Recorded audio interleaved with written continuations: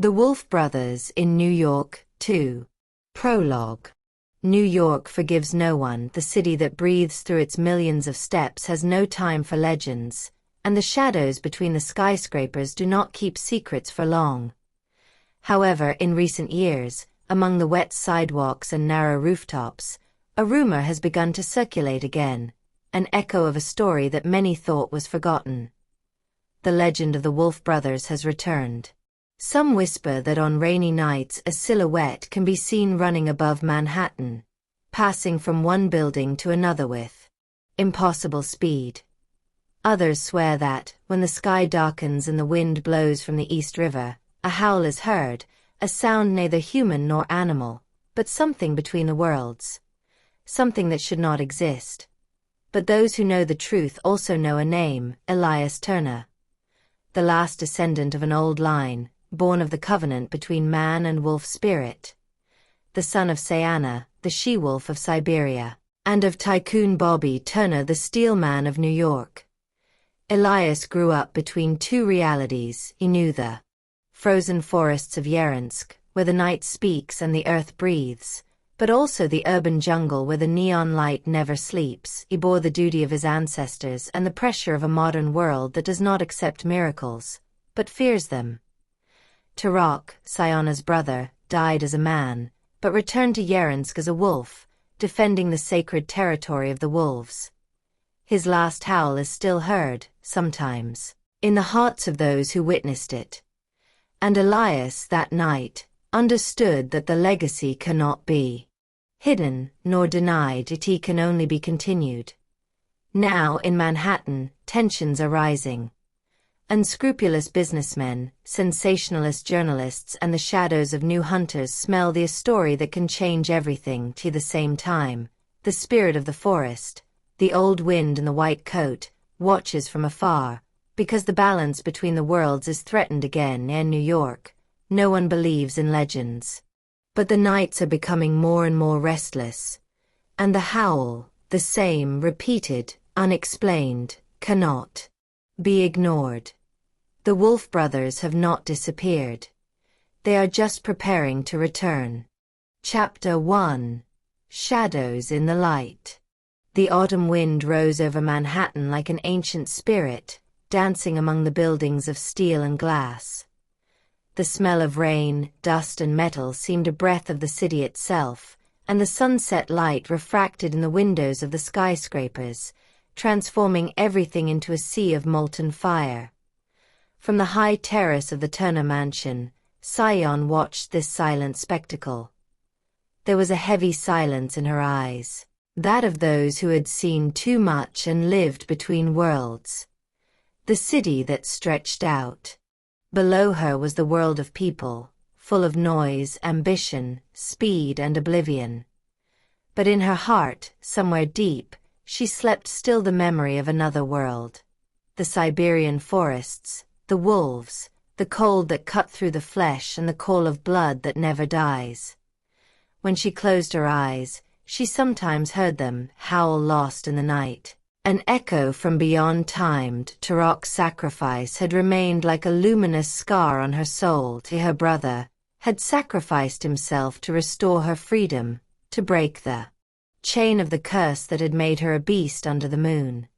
Since then, the full moons had passed without pain. She no longer felt the call of blood, she no longer saw the shadows of the she-wolf in the mirror. But instead, her dreams were haunted by Tarak's face, covered in snow and light, looking at her in silence. Sometimes she had the impression that the wind passing through the skyscrapers brought his voice to her. Bobby Turner, her husband, looked at her now with renewed love. He knew nothing about the white she-wolf who had once roamed the streets of Manhattan. For him, 𝖂𝖑na was the perfect woman, beautiful, elegant, silent and strong, a woman who seemed to come from another world. In a way, she was. Just a week after the incident with his brother Tarak, 𝖂𝖑na had told Bobby that she had been to the doctor. He calmly explained that her states of loss of reality, those incomprehensible crises, were due to stress and childhood trauma. Tarak, her brother, had helped her heal, and now he had returned to 𝖂𝖗𝖔𝖃. Bobby had looked at her with trust. He had no reason to doubt her. And the news that followed was the one that illuminated his soul. 𝖂𝖗n was pregnant. Bobby had cried then without shame. For the first time in his life, the man who had built empires of steel, who had conquered markets and destroyed rivals, felt that he had something he could not buy, a family, and in him power melted into tenderness. That evening, the Turner mansion was transformed into a palace of happiness. The lights twinkled like stars, and music floated through the air scented with wine and flowers. Bobby had organized a party that only the Turner Empire could afford. Politicians, bankers, artists, journalists, they were all there. Crystal glasses clashed, and laughter mingled with the chords of an orchestra. When Bobby raised his glass, silence fell over the hall. "Ladies and gentlemen," he said, his voice trembling, "today we celebrate not only the Turner business, but also a miracle. My wife, 𝖂𝖗n Turner, will give me an heir." Applause erupted like a storm. Golden paper butterflies rose into the air, and television cameras captured 𝖂𝖗n's perfect smile.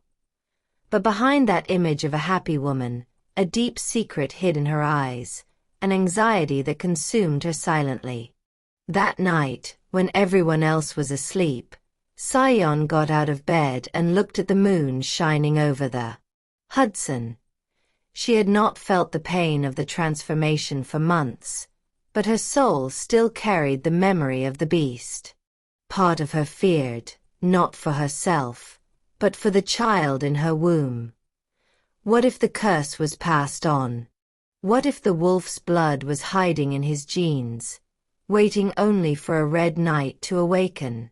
He touched his slightly rounded abdomen with his cold hands and whispered in the darkness, "I will protect you, my 𝖂𝖗n.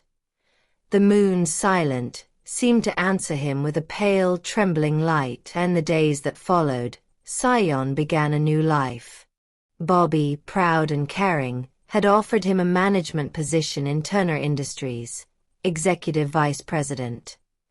The newspapers wrote about the iron woman behind the tycoon, the woman who transformed a company into a global empire, and the offices of the Turner Tower skyscraper. Everyone respected her.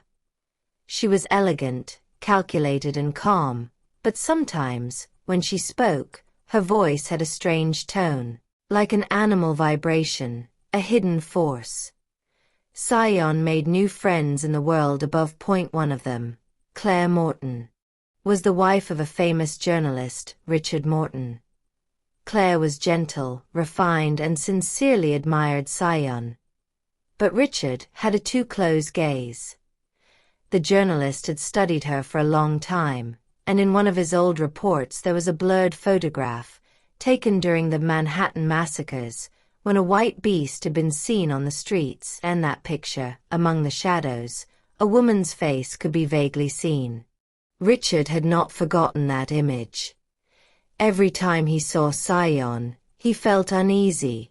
Something in her eyes reminded him of the old photograph, that golden wild glow of an animal caught between two worlds. Time passed, and 𝖂𝖗n's pregnancy progressed without problems. Bobby protected her, loved her, bought her everything she wanted. Chapter 2: Days of Light, Shadows of Fear. Time seemed to flow differently for 𝖂𝖗n. The world around her had changed completely, and her former life, the one spent between the snows of 𝖂𝖗𝖔, forge, and the battles with the beast within, now seemed just a shadow frozen in memory. In New York, 𝖂𝖗n lived a life of dream, but also of illusion. Bobby offered her a position of high responsibility in the Turner Steel Industries Company, the empire built with toil, blood, and ambition. 𝖂𝖗n, who had once been the woman of the wind and the forests, had now learned to wear high heels, sign contracts, talk to the press, and smile at photographers. The position of International Relations Director brought her not only power, but also visibility. The newspapers called her the Lady of Steel, the woman who combined beauty with strength. Fashion magazines praised her elegance, and talk shows invited her for interviews. All of America looked at her as the symbol of modern refinement, a successful woman. But behind those spotlights, a secret was hidden much older than the noise of the city. 𝖂𝖑𝖋 could not sleep tonight. She lay awake in bed, her hands on her slightly rounded abdomen, feeling how the child moved inside her. Sometimes, the movement was gentle, like a breeze.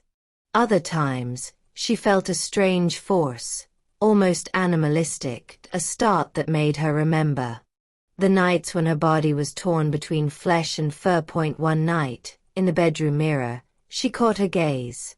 For a moment, the iris lit up in a shade of intense amber. She blinked, and everything disappeared. But fear crept into her soul like an invisible claw. She did not know if the curse had been truly broken or just asleep. The Indian witch doctor had said that the liquor brings sleep, not salvation. And 𝖭𝖃 sacrifice, although it had given her freedom, could only change the form of the curse. Maybe she was no longer a she-wolf, but maybe that ancient blood now lived in her child. Mornings always found her tired, but she didn't let it show. To the office, in the Turner Tower skyscraper, 𝖂𝖑𝖋 was the picture of perfection. Elegant dresses, impeccable hairstyles, measured words, and the conference room, everyone listened to her with admiration.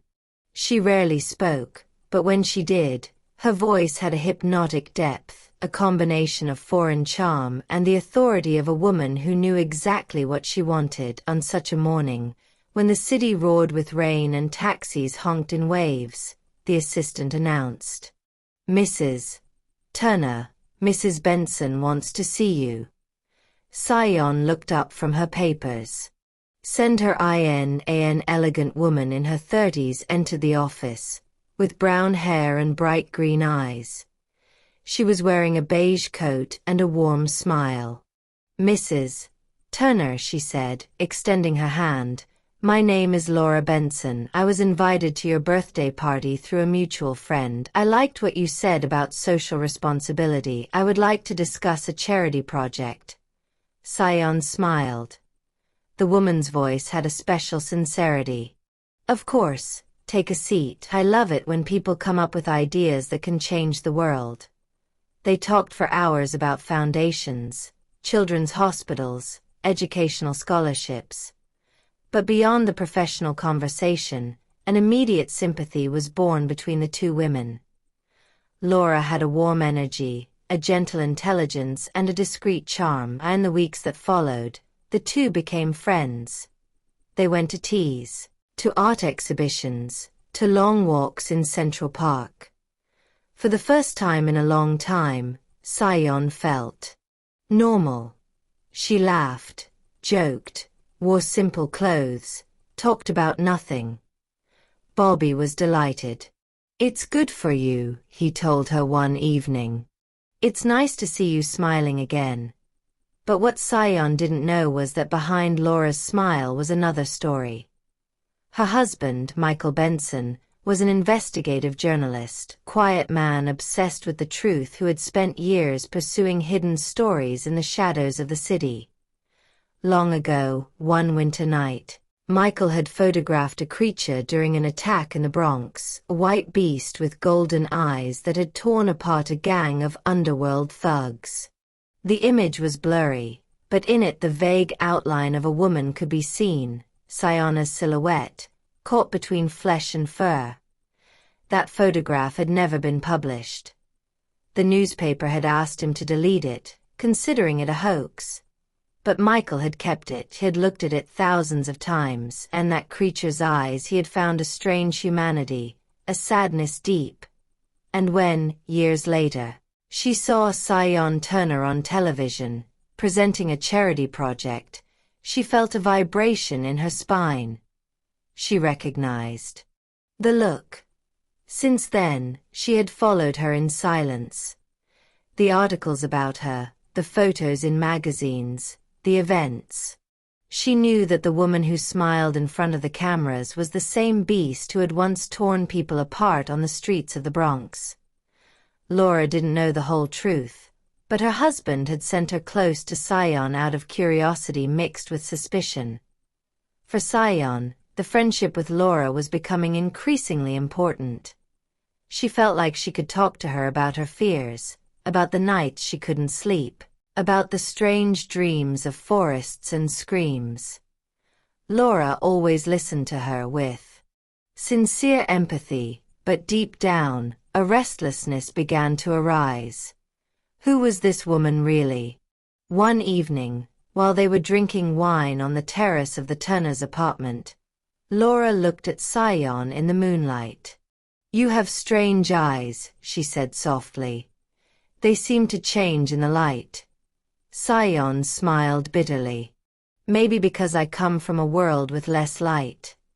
The next day, Michael Benson was the one who came in his wife's place at a charity event.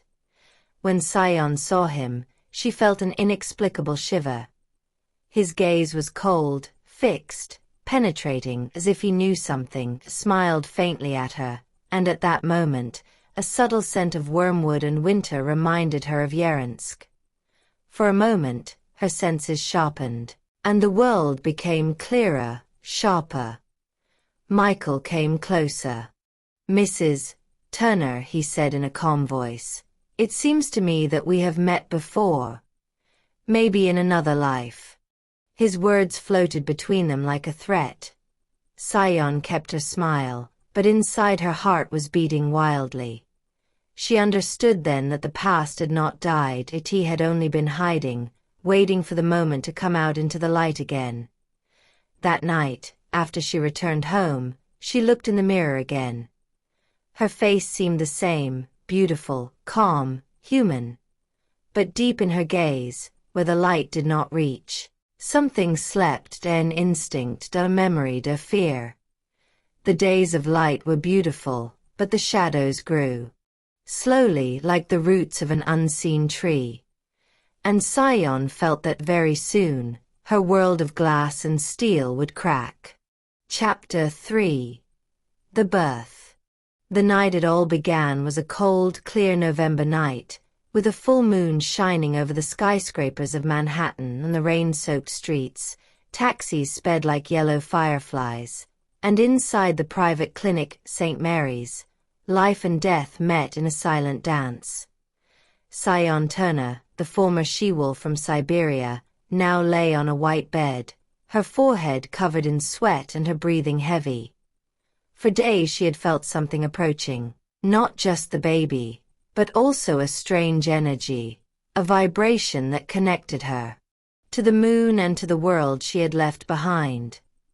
Bobby Turner, her husband, was at the height of happiness in the waiting room. He smiled broadly, hugging doctors and nurses, handing out bouquets of white roses and promising huge donations for the hospital. Journalists were gathered outside, waiting for the news of the big event. The next day's headlines were already prepared. 𝖭𝖗 comes into the world. The Steel Lady becomes a mother. But behind closed doors, 𝖂𝖗's world was far from that spectacle. "Mrs. Turner, are you ready?" asks the doctor, a young woman with a warm voice. 𝖂𝖗 nodded, but in her gaze there was not calm, but a deep terror.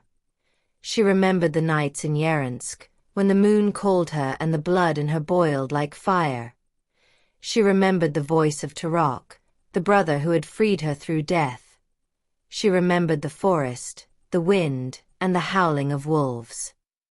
What if the curse hasn't been lifted? She thought, as a strong contraction made her cry out. What if the child's blood is different? What if the doctors see something they can't explain? Her heart was beating chaotically, and sweat was running down her temples. Through the window, the moon looked at her like an open eye. Its silver light spilled over the sterile beds, and for a moment, in the noise of the machines, 𝖂𝖔𝖗 heard a howl, a long deep one, coming from very far away. In her mind, an image projected itself with painful clarity. The frozen forest, the shadows of her brothers, Tarak and Nuri, looking at the sky and howling. The cold wolves.Sionna's blood vibrated. She felt a strange force awaken in her, the memory of a past that refused to die. The contractions came more and more often, and the doctors encouraged her, but their voices faded. In her ears, Sionna could hear her heart beating, 2, 3, 4, over her own breathing. With each wave of pain, she feared she would lose control, that the beast from the depths would return. But the climax came suddenly, a short scream, a moment of silence, and then a strong, clean, human cry. "It's a little boy," the doctor said, smiling. The words fell upon the world like a blessing. In an instant, all of Sionna's fear dissipated. She looked at that small child, swaddled with warm, soft skin, with gray-blue eyes like the winter sky. She touched him, trembling. There were no signs strange. He didn't have the golden eyes of wolves. He didn't howl in the light, but sobbed like a normal child. For a moment, everything stopped. The noise, the fear, the memories. Just her and him. Mother and son. The door opened and Bobby entered, his eyes filled with tears. "Is it a boy?" he asked. Even though he had heard the doctor hand him the little one, Bobby hugged his son to his chest, trembling. "We'll name him Elias," he said in a hoarse voice. "Elias Turner, after my grandfather, name that would last." Sion smiled, but her tears flowed silently. In that moment, she felt like the whole world had stopped. No shadow mattered anymore, no fear. After a few hours, the hospital was full of people. The press had gathered in front, and Bobby was making statements, smiling broadly. "The mother and the child are fine. Thank you all for prayers." Elias Turner was born healthy, at 3:47 in the morning. Applause, cameras, lights. In her room, however, Sion looked out the window. The moon had hidden behind the clouds. The sky was starting to lighten slightly, and the first rays of morning painted the buildings in pale gold tones. She touched the child's face and listened to his breathing. Every breath was proof that the curse was over. But then, when the nurse came to tell her that she had to do routine tests on the child, Sionna's heart sank. "Tests? What kind of tests?" "Just the standard tests, Mrs. Turner. Blood samples for blood sugar, neonatal DNA. Everything is protocol." The word DNA struck her like a sword. Sion forced a smile. "Of course, do what you have to do." After the nurse left with little Elias, the woman collapsed on the pillow, trembling. In her mind, questions swirled. If something of her had been passed on to the child? If his blood hides the ancient secret of the pack? If the doctors will discover anomalies? The hours passed like days. When the doctor finally entered, smiling, Sion held her breath. "Mrs. Turner, everything is perfect. Elias is completely healthy. The tests are impeccable." For the first time since Tarak's death, Sion felt like she could really breathe. She felt that the chains of the curse had broken for good. She took him in her arms again.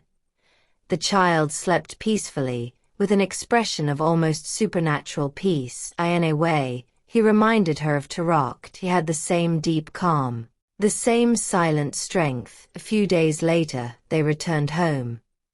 The Turner mansion was decorated with flowers, banners and balloons. The staff greeted them with applause, and Bobby, happy, could no longer fit in his skin. Sion, however, was living a different reality.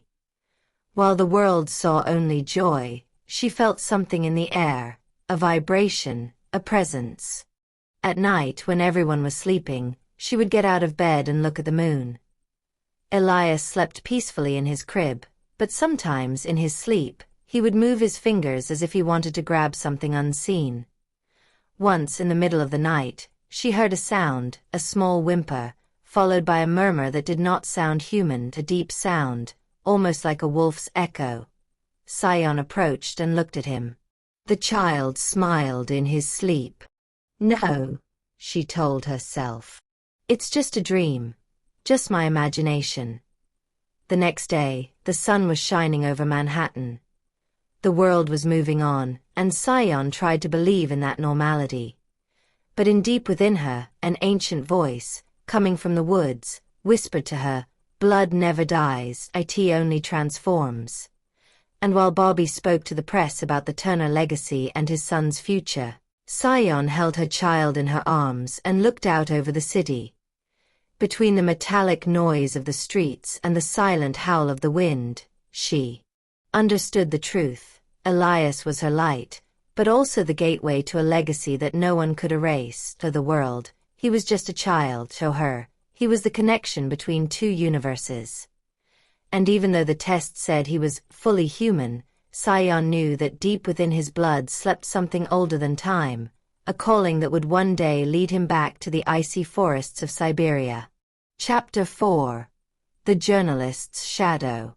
Happiness is a fragile illusion. 𝖂𝖑 Turner had learned it all too well.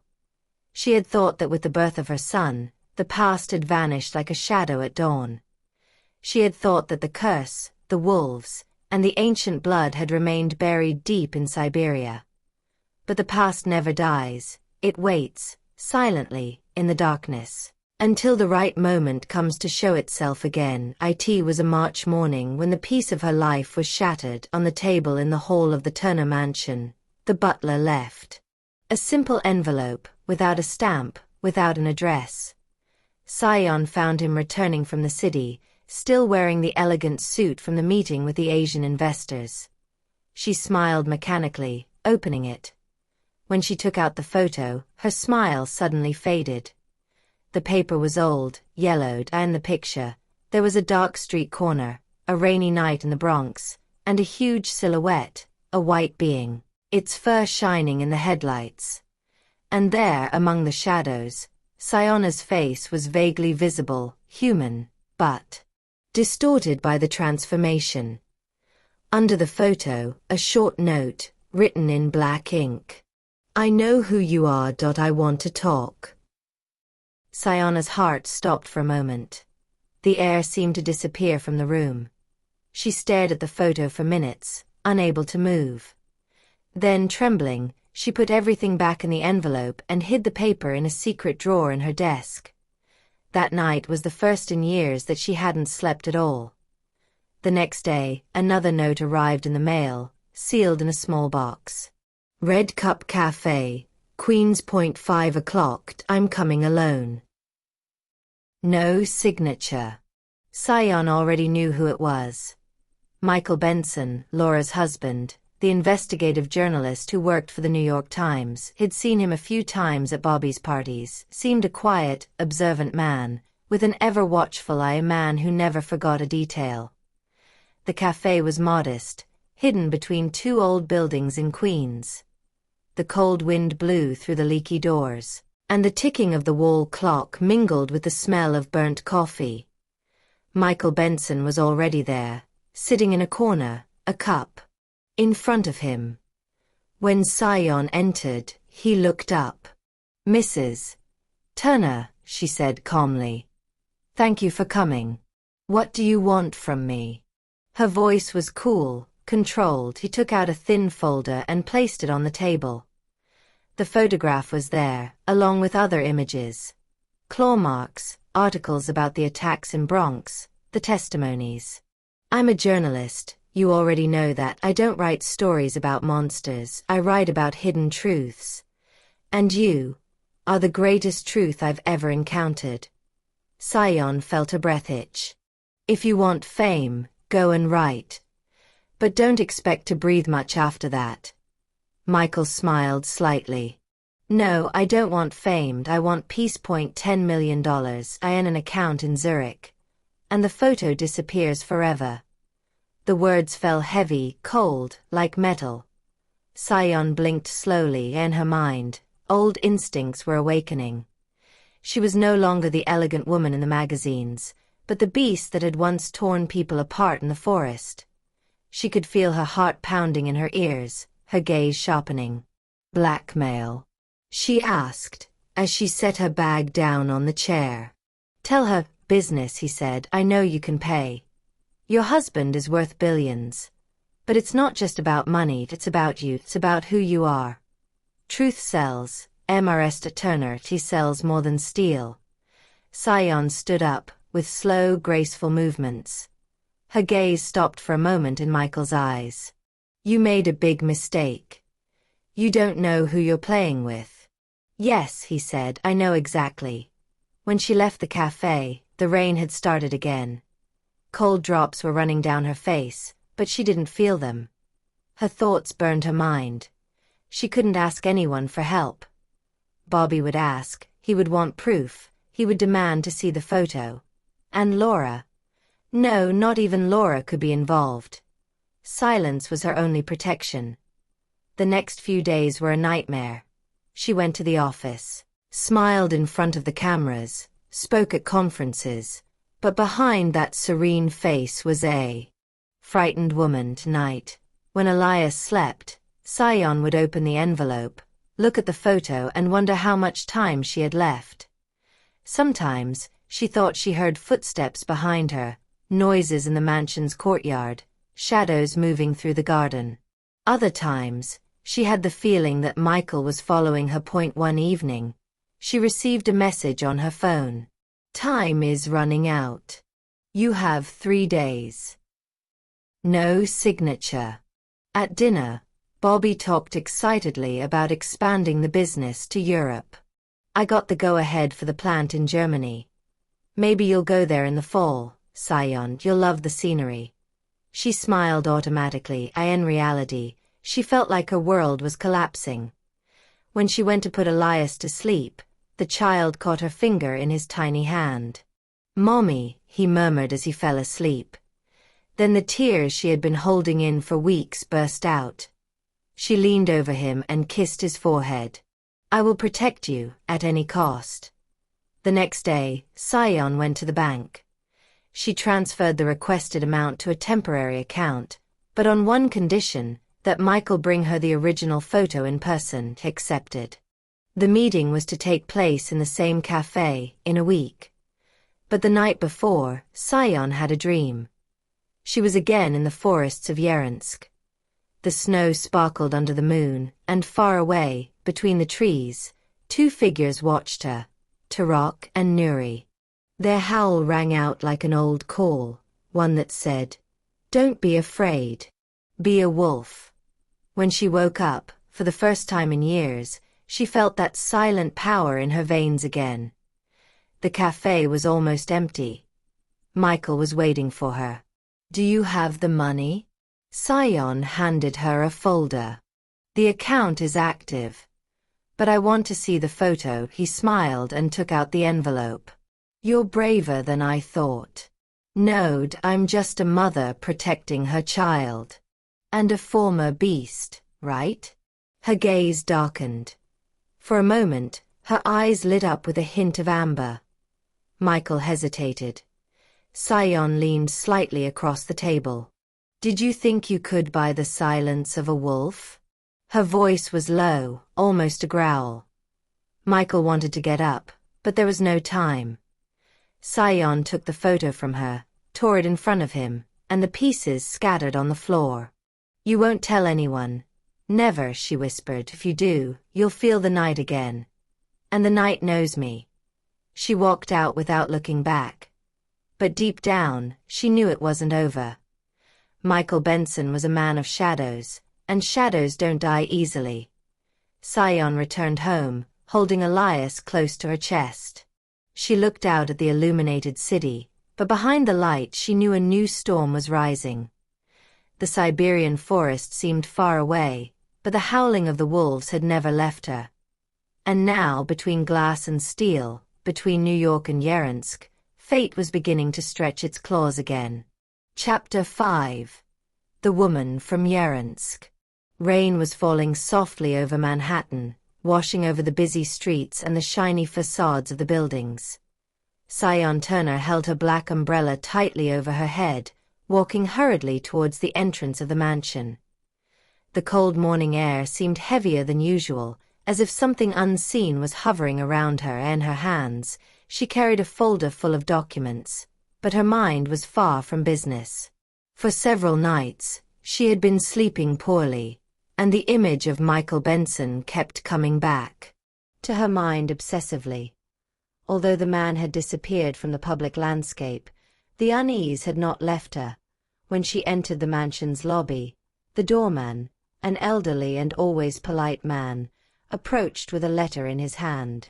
"It arrived this morning, Mrs. Turner," he said. "It comes from Russia." 𝖂𝖗n stopped short on the cream envelope, sealed with red wax. The writing was firm and elegant. Irina Petrovna Morozov, 𝖂𝖗𝖗𝖔𝖋, Russia. When she read the name, her blood ran cold. Irina, Ilya Morozov's sister. For a moment, the world went dark. Everything, the desk, the walls, even the sound of the rain, disappeared, and memories of Siberia came flooding back to her mind. Ilya's face, his warm smile, the fire that burned in his eyes before the final sacrifice. She took the letter into her office and broke the seal with trembling hands. The paper smelled of pine smoke and winter, a smell she had thought lost forever. "Dear 𝖂𝖗n, if you are receiving this letter, it means that I have managed to find your traces. Ilya told me about you, and the night before his death, he told me the truth that he had hidden from the world, that you are the daughter of two worlds, woman and wolf, light and shadow. I am not writing to you to judge, but to fulfill a promise. He told me that if you survive, there will come a time when you will need my help. That time has come. I am coming to you. Irina." 𝖂𝖗n stood still for minutes, staring at the letters, trembling with emotion. Although the letter was simple, each word carried the weight of a past she had tried to bury. 2 weeks later, Irina Morozova arrived in New York. John F. Kennedy Airport was a hive of people, but her presence attracted attention. Tall, with an erect posture and a piercing gaze, she seemed to have come from another era. Her black hair fell freely over her shoulders, and her green eyes shone like emeralds. When 𝖂𝖗n saw her in front of the terminal, he felt a lump in his throat. It was almost impossible not to associate her with Ilya, the same noble features, the same mixture of strength and gentleness. Irina smiled. 𝖂𝖗n, she said, in a warm, almost melodious voice, "I came not to ask you for something, but to tell you something." They hugged in silence. It was a heavy hug, full of lost years and unspoken memories. That evening in the manor's living room, they spent hours talking. The fire crackled in the fireplace, and Irina, looking at the flames, remembered her brother's last moments. "Ilya told me everything. The night before the sacrifice," she said, "he told me that you were cursed and that the wolf was not a monster, but a part of you. He told me that he gave his life to free you, and he asked me to find you, if you lived." 𝖂𝖗n listened without being able to answer. Tears were silently flowing down her cheeks. No one, since Ilya's death, had spoken his name with such respect. Irina approached, took his hands in hers. "Do not be afraid of the past, 𝖂𝖗n. The forest no longer hunts you. But the shadows of people are more dangerous than wolves." 𝖂𝖗n looked at her in amazement. "What do you mean?" "I know about the man who's blackmailing you," Irina said. "Michael Benson, I've read about him. I've come to protect you. Leave him to me." Her tone was calm, but there was something cold in her green eyes, the determination of a predator. Over the next few days, Irina moved around New York with an almost supernatural discretion. She had contacts in all corners of the world, former agents, mercenaries, shadowy people. Many owed her favors from her time as an analyst for the Russian security services. 𝖂𝖏 watched in amazement as this seemingly fragile woman transformed into an instrument of lethal precision. One evening, 𝖭𝖏 came to her with a thin file. "Benson is in deep debt. He borrowed money from the wrong people. He's desperate. He's not going to stop." "And what are you going to do?" 𝖂𝖏 asked, though the answer already frightened her. 𝖭𝖏 smiled enigmatically.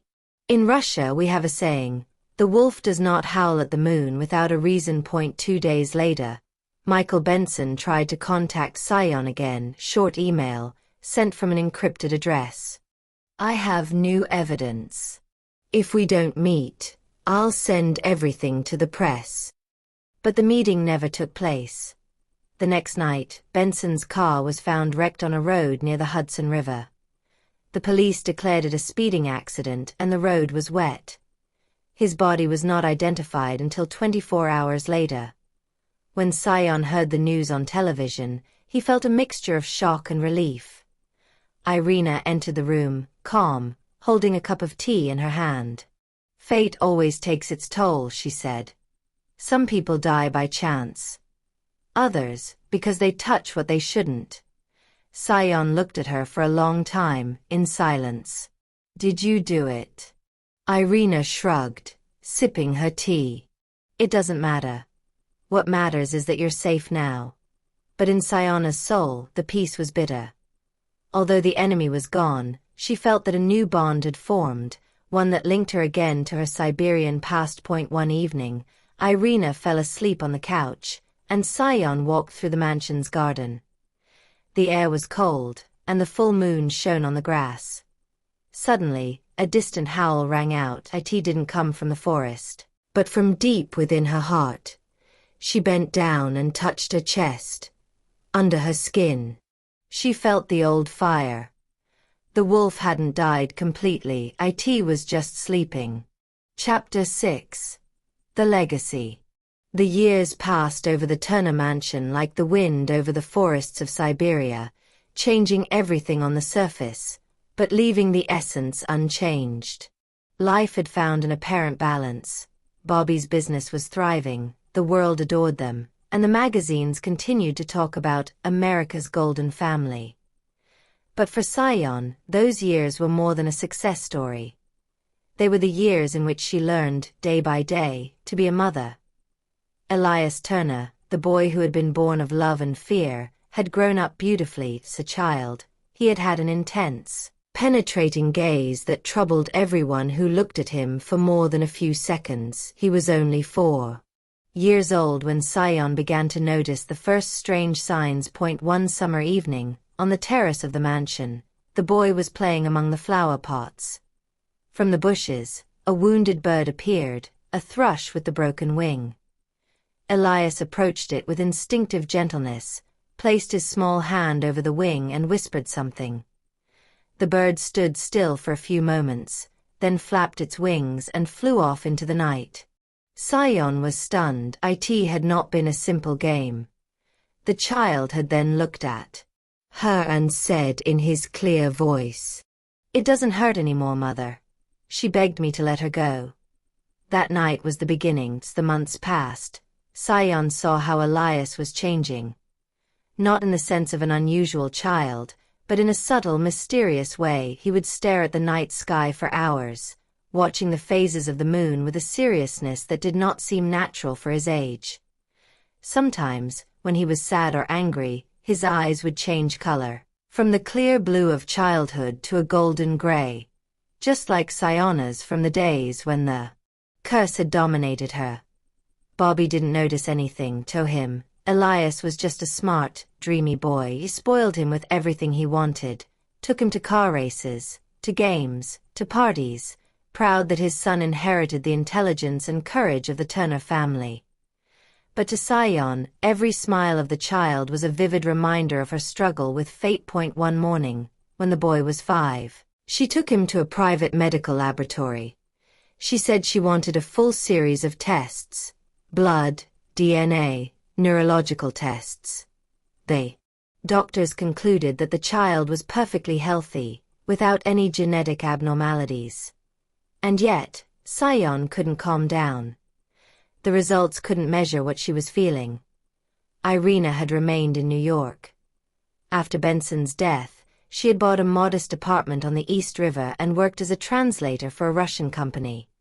She often came to the mansion, and Elias loved her. He called her Aunt Rena, and nestled in her arms, listening to stories about the Siberian forests, about wolves who spoke to the wind and the spirits who guarded the ancient fires of the world. For 𝖂𝖗, Irina's presence was a gift. Together they managed to recreate, at least for a moment, a corner of 𝖂𝖗. On quiet evenings, they lit a candle on the mansion's terrace and watched the moon, in silence. "Maybe wolves never die," Irina would say, looking up at the sky. "Maybe he's just learning to live among people," 𝖂𝖗 replied, smiling melancholy. Elias listened to these conversations with wide eyes. He didn't understand everything, but he felt that in their words there was a truth hidden that he would one day discover. As the child grew, his connection with nature became more and more evident. One winter, when snow had covered Central Park, Elias got lost for a few hours. The police had been alerted, and 𝖂𝖗 was on the verge of madness. When they found him, he was sitting quietly next to a pack of stray dogs. None of them had touched him. On the contrary, they lay next to him, like guards. "They didn't do anything to me," he said serenely. "They knew I was a friend." After that episode, Irina came to the mansion and said to 𝖂𝖗 in a deep voice, "He's different, 𝖂𝖗. But not in your sense. He's not cursed. He's connected to the world in a way that even you can't control." 𝖂𝖗 nodded. "I know that I feel that. It's his gift, not my burden." Irina smiled slightly. "Then teach him how to use it, or the world will teach him for you." When Elias turned 10, Bobby gave him a handmade silver necklace with the Turner Company symbol, a circle around a flame. But what the child asked his mother for was something else. A story about Russia, about endless snows and wolves singing to the moon. That evening, 𝖂𝖗 told him the truth. Not all of it, but just part of it. Enough for him to understand that he was not a child like everyone else. "In the world I come from, humans and wolves lived together. We were one and the same breath," she told him. "But some wanted more.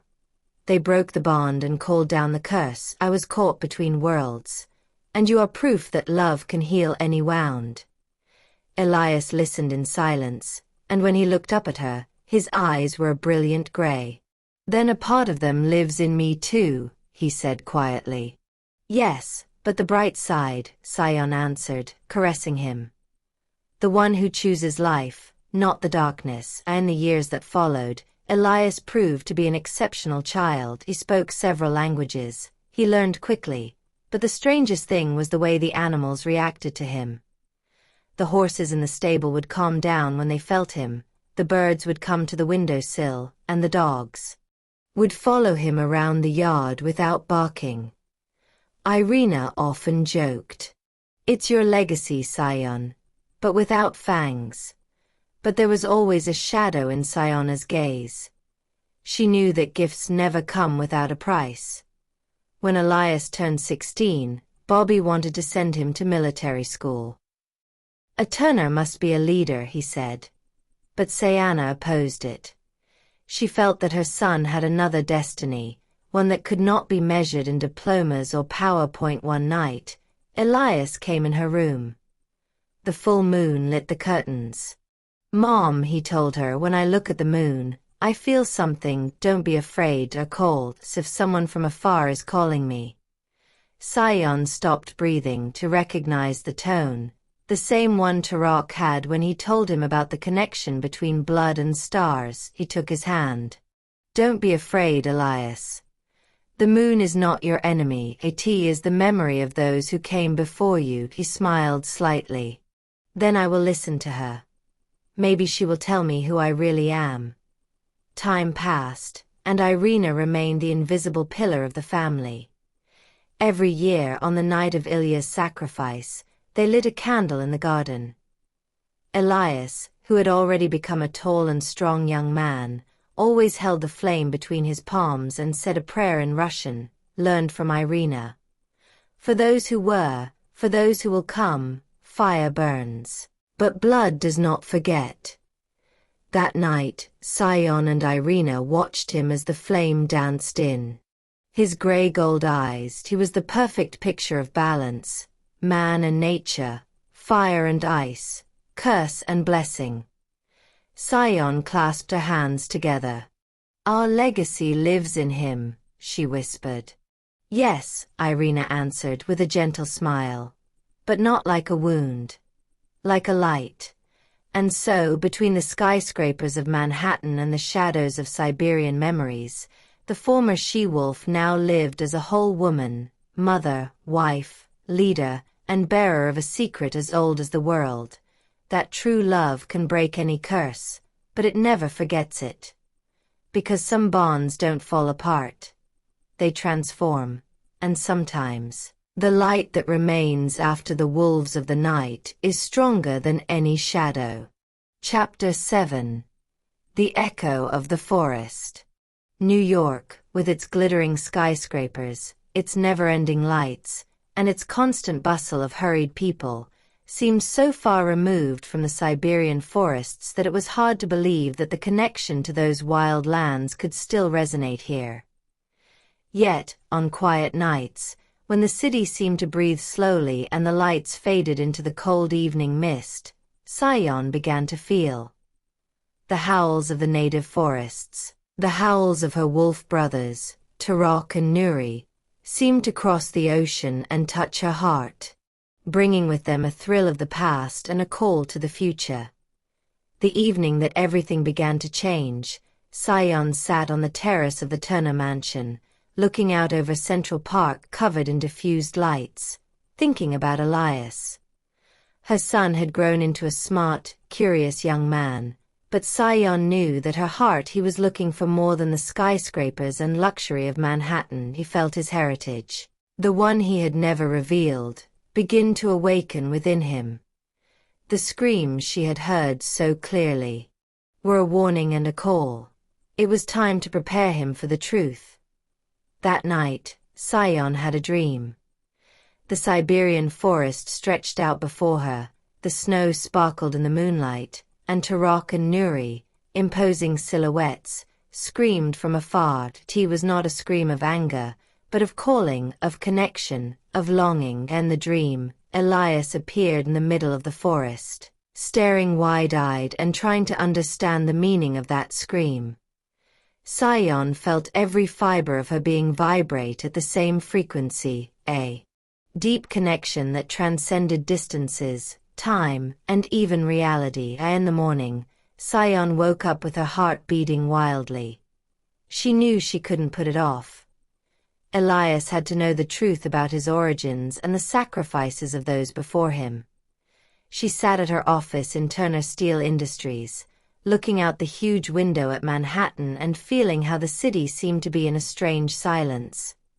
There, among the files, emails and reports, her heart was caught between the past and the future, between protecting her son and the need to make him understand who he really was. A few days later, 𝖭𝖏 called Elias into her office, explaining that he had to go on a special journey.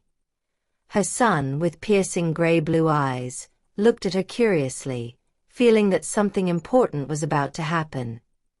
𝖭𝖏 told him about his brothers, 𝕭𝖃 and 𝖭𝖏, about the Siberian forest, about the white she-wolf and Ilya's sacrifices. She explained. She felt how each of her words touched Elias' heart, awakening in him an emotion he had never experienced before. Mom. So I have something from their world? Elias asked, his voice trembling with amazement and emotion. Yes, why dear, 𝖭𝖏 replied gently. But you are human, and this gift is a gift of wisdom and connection with nature. It is not a curse, but an inheritance. And the following days, 𝖭𝖏 and Elias prepared for the journey to Yarutsk. Elias was impatient, feeling every tremor of the forest in his dreams, preparing to enter a world that had until now been only a story to him. As he packed, he felt his entire body react to the unseen call of the animals, to the echo of the forest, to the howls of his mother's brothers. Elias Turner felt a calling deep within his being, a calling that seemed to come from beyond the time and space he had known. Although New York had been his home of comfort and wealth, a silent but persistent voice told him that his true roots lay in the frozen forests of Russia, in the village of 𝖂𝖔𝖋, the birthplace of his mother, 𝖂𝖔𝖗. This call was not just instinctive, it was as if his blood, inherited from his mother, vibrated to the wild rhythm of the forest. On the morning of his departure, 𝖂𝖗 looked at her son with a mixture of pride and fear. "Elias," she said with a trembling voice, "this journey will change you. You will understand who you are and meet your real family, but you have to be careful. Not everyone can be what they seem." The road to Russia was long and tiring. Elias and 𝖂𝖗 first took the train to Western Europe, crossing cities full of lights and hurried people. Then they arrived at Frankfurt Airport, from where they flew to Moscow. Elias could not take his eyes off the plane window, looking at the endless expanses of forests and rivers that were approaching. Each image seemed to pulse with an ancient energy, and a shiver ran through his body. Once they arrived in Moscow, they continued the train journey north, towards the Siberian lands. On the way, Elias felt an increasingly strong connection with the surrounding nature. The pine and spruce forests seemed to whisper his name, and the wild animals looked at him without fear. It was as if they recognized him. 𝖂𝖗 held him close, knowing that her son was beginning to feel his heritage, but also the responsibility that came with it. Crossing small villages and frozen plains, Elias observed the simple people and imagined his mother's life there. Her childhood spent among the snow and the forest. He remembered the stories she told him. 𝖂𝖗 had told him about 𝕭𝖃, the blacksmith brother who had sacrificed himself for the balance of the pack, about 𝖂𝖔𝖗𝖞, the wolf who had felt his sister's call, and about Elias, who had sacrificed himself for his mother. Now, all these stories took on a palpable reality. The village, with its small wooden houses and sloping roofs under the weight of snow, seemed suspended between time and legend, as if the people and places were witnesses to a story that had not yet ended. Elias pulled his coat closer to his body and moved forward along the snow-covered street. Around him, the houses seemed to whisper, and each solid wooden window hid curious glances. The old men, their faces furrowed by years and the Siberian cold, looked at him with piercing eyes, as if they recognized in him something that could not be said. Some of the looks were filled with amazement, others with fear. 𝖂𝖗's child, they murmured among themselves, the son of the woman between the worlds. Elias felt a subtle tension, a combination of fear and fascination. The village seemed alive, like an organism that knew how to feel and judge.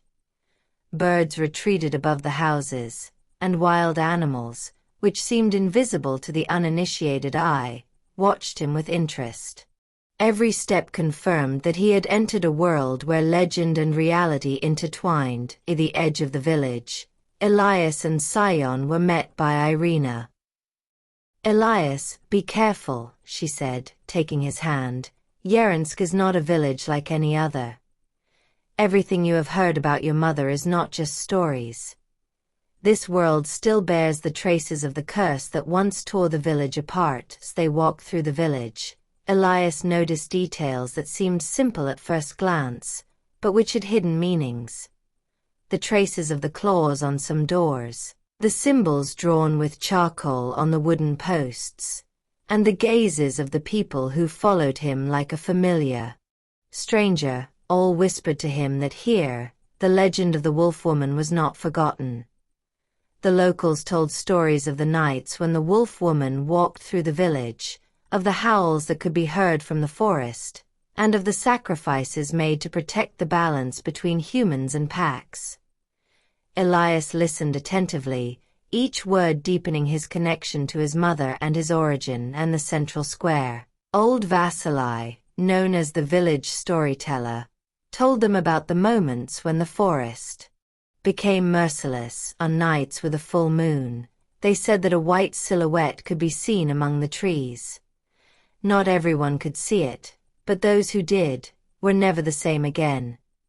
Elias felt a shiver. It was as if the old man's voice, full of respect and fear, confirmed to him that his legacy was not just a myth, but a living reality that pulsed in his blood as they advanced through the village. Elias also discovered the place where his mother's childhood home had been, now abandoned and covered in snow. The entire place seemed to retain the echo of the howls of wolves and the memory of the sacrifices of 𝖂𝖗na's brothers. 𝖂𝖗na told him every detail, about 𝕭𝖗, who had remained a blacksmith and contributed to rebuilding the village, about 𝖄𝖔𝖗𝖋, the wolf brother who felt the call of his sister, and about 𝖂𝖗𝖋, the ultimate sacrifice that had freed her. Elias felt a deep connection to the forest. He tried to listen to the wind through the trees, to understand the howls of the animals and to feel the pulse of the wildlife that still kept the secret of his family. That day, the forest and the village seemed to welcome him with open arms, and he understood that his legacy was not just about curse or power, but about the balance between man and nature, between the past and the present. And the evening, Elias and 𝖂𝖗na took a walk around the village. The low light of the sunset cast long shadows, and the village seemed to transform into a fairy tale place, caught between reality and legend. The distant howls, coming from 𝕭𝖗 and 𝖄𝖔𝖗𝖋, were heard like an echo crossing time. Elias, for the first time, feels that he truly belongs to a world that could not be seen with the naked eye, but only felt with the heart and blood. 𝖭𝖗𝖙𝖍𝖊𝖗 illustrates a world where legends never die. Elias discovers his mother's roots, meets the people who knew his past, and feels for the first time the call of his family, the Wolf brothers, and the Siberian forest. Every glance, every sound, every step through this village reminds him of the importance of the balance between man and nature, between secrets and hidden truths. Elias begins to understand that his heritage is more than blood and origins, is the deep connection between the past, present and future, between man and the wild world that waited for him to recognize his calling. Elias's arrival in 𝖭𝖗𝖙𝖍𝖊𝖗 is not just a physical journey, but an initiation into the mysteries of his family, into the hidden truths and into the power that was waiting to be awakened within him. And the village of shadows, the legend of the wolf woman, is reborn through the eyes of a young man who will have to accept his heritage and become part of the fragile balance between man and nature.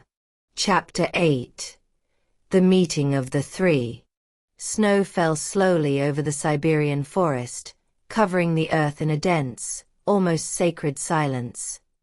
The air smelled of smoke and resin, and the wind brought with it a deep echo, a howl as old as time. Elias Turner walked carefully through the trees, feeling how each moment brought him closer to something he could not explain in words, a call that vibrated in his bones, in his blood, in his soul. For several days, he had walked without a map, guided only by instinct. Irina had told him that his mother would come later, that the forest had asked for its children back. But he was no longer just a son. He was the heir to a bond that was not of flesh, but of spirit. In his dream, he had seen two giant wolves looking at him with eyes of fire, and behind them, a woman covered in light. He knew them.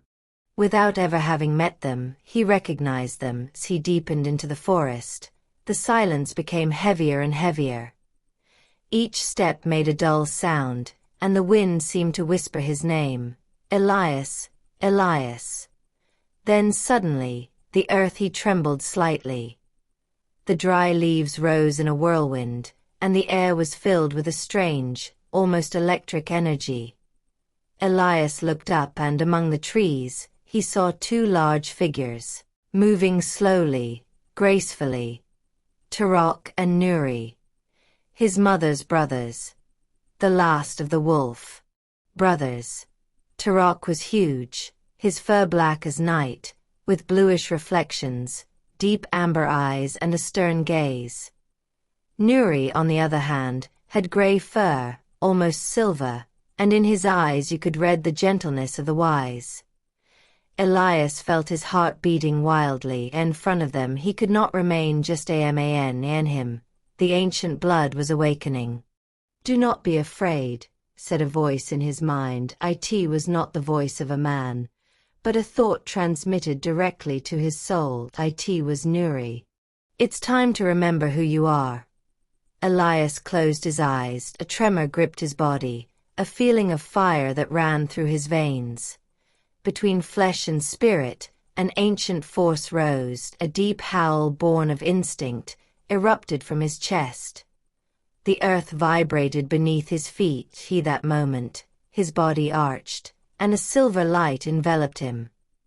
When he opened his eyes, he was no longer human. White fur covered his shoulders, his claws touched the ground, and his senses exploded in waves of smells, sounds, and images. The world had transformed. It was no longer just a forest, but a living ocean of energies, voices, and emotions. Elias had become what he had been meant to be, the last of the wolf brothers, the heir to the covenant. 𝕭𝖃 approached first. His eyes sparkled like two flames. He touched his forehead, Elias's, and a strong current passed between them. "Our blood was not lost," he said. "You are the bridge between the worlds." 𝖵𝖃 also approached, and the three remained motionless for a moment, in a circle, under the light of the full moon. The air was trembling. The forest was silent, waiting. Then, with an instinctive gesture, 𝕭𝖃 raised his muzzle to the sky and began to howl. 𝖵𝖃 joined him. Elias, still trembling with emotion, followed. 3 howls rose above the forest, intertwining in a symphony of strength, pain, and rebirth. Their echoes hit the rocks, passed through the valleys, and reached the village of 𝖭𝖃, where the elders made the sign of the cross, and the dogs began to bark frantically. The sky seemed to open, and the moon, a silent witness, shone brighter. For the first time in almost 20 years, the howl of the wolf brothers resounded again. When the echo died away, 𝕭𝖃 turned to Elias. "You were called not only as the son of 𝖂𝖃, but as the heir to our oath. The world of humans was severed from nature, but the bond can be restored." "Why me?" Elias asked, his voice trembling, regaining his human form. 𝖵𝖃 looked at him with deep gentleness. "Because you belong to both worlds. You have your mother's heart and our blood in you. You can live among humans, but also listen to the call of the forest." Elias remained silent. Everything was overwhelming: the revelation, the transformation, the presence of the 2 wolves who were his uncles, but seemed like gods. Around them, the forest changed colors, as if recognizing their union. Irina, who had followed them from a distance, appeared between the trees, witnessing the unbelievable scene. Tears ran down her cheeks. "Ilya, if you could see this," she whispered, feeling her brother's spirit close. 𝕭𝖃 turned to her and, in his mind, spoke to her. "Ilya's spirit lives in your courage. He connected us to our sister and her son. Without him, our blood would have been lost." Elias, still on his knees, felt an intense warmth in his chest. Images flashed through his mind: the face of his young mother, the appearance of Bobby, his father, and the dozens of unknown faces that formed his family tree. They all spoke to him in a mute language of blood and memory. Suddenly, 𝕭𝖃 stood up and looked north. 𝖂𝖔𝖗 is approaching, we must meet her. Elias stood up too. Mom. Yes, said 𝕭𝖔𝖊𝖗𝖐. She is the final key. Without her, the covenant will not be fulfilled. They set off through the forest, running like shadows among the trees. Elias moved with an ease that amazed him. Every leap, every inspiration, was part of an ancient rhythm, forgotten by humanity. He felt the pulse of the earth under his paws. He felt life in every rustle of a leaf. When they reached a clearing, the full moon was descending through the clouds, and the snow shone like a sea of silver. In the middle of that light, 𝖂𝖗 was waiting for them. She was no longer just the woman from New York. She was wearing a white fur coat, and her eyes burned with an almost inhuman intensity. When she saw them, tears filled her eyes, but she said nothing. Elias stopped a few steps away from her. Mom. 𝖂𝖗 looked at him for a long time, then raised her hand and touched his face. You are like him. But you also have some of me. It was inevitable that the forest would call you.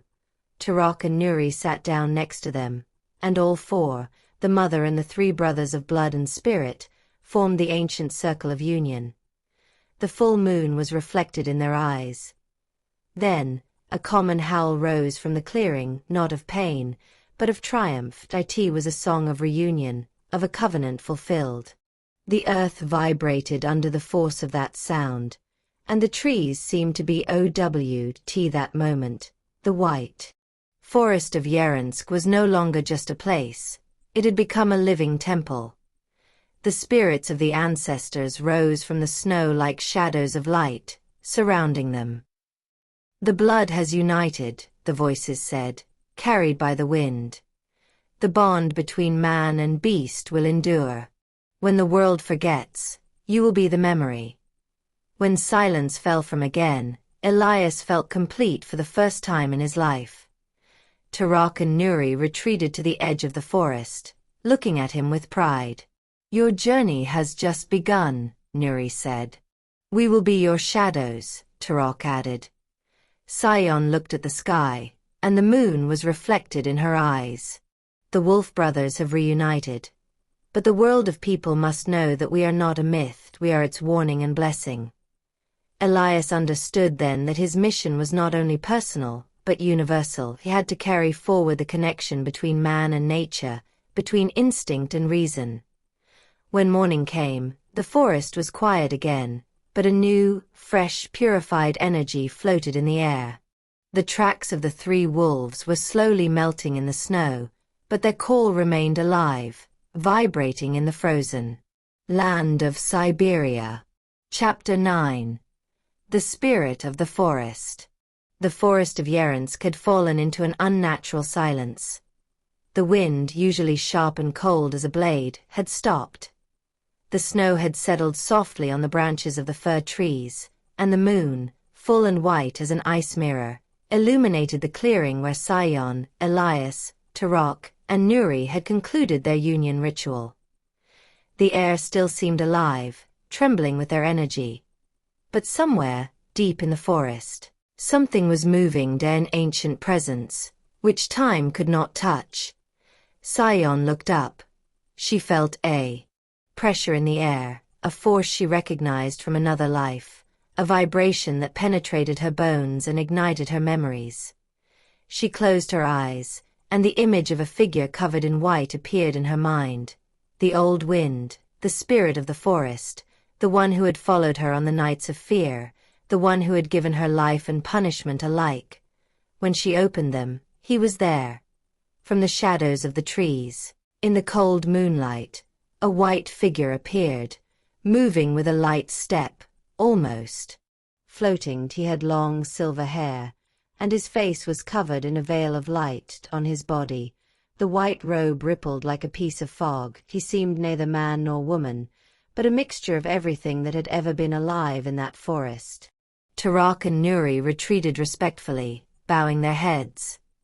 Elias took a step back, feeling the spiritual weight of the presence. Only 𝖂𝖏 remained motionless, her heart beating wildly. The spirit spoke, but his voice was not a sound, but an echo in the air, a vibration that filled the entire space between them. 𝖂𝖏, daughter of the wolf and the woman. You have returned to the forest that gave you life and curse. It is time to listen. 𝖂𝖏 knelt instinctively. Tears stung her eyes. I have come to atone, if that is what the forest demands, and why blood has been mixed with that of man, but the call has never been silent. Tell me, spirit of the wind, what do you want from me now? The old man took a step closer. Around him, the air swirled, raising powder snow that shone like thousands of diamonds. I don't want anything, I just want to give you the truth you've been searching for too long. Elias, who was listening in amazement, felt a wave of heat touch his chest. The spirit looked at him, and its eyes seemed to contain an entire galaxy of stars. You, child of the two worlds, are proof that the curse was not a punishment, but a test. What was once darkness has turned into light. 𝖂𝖏 looked up, trembling. The curse. Is it over? The spirit closed its eyes, and with a slow gesture, the air around it brightened, as if the snow had been touched by the sun.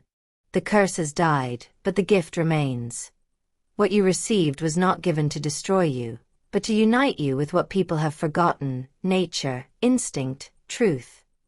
You carried the fire of the wolves and survived among people. Now your son will carry it forward without a burden, as a blessing. His words floated like a prayer, and the entire forest seemed to breathe with them. Elias slowly approached his mother and touched her hand. Mother, does that mean we don't have to hide anymore? The spirit looked at him for a long time. Hiding is the choice of those who fear. You are the bridge, Elias knew. The world of humans intertwines with that of the old beings. There is no need to hide, but to learn to live without destroying. The wind began to move through the fir trees, like a choir of distant voices. 𝖂𝖏 felt each word of the spirit heal her old wounds, the scars in her soul that neither time nor love had been able to alleviate. Then, everything had a purpose, she murmured.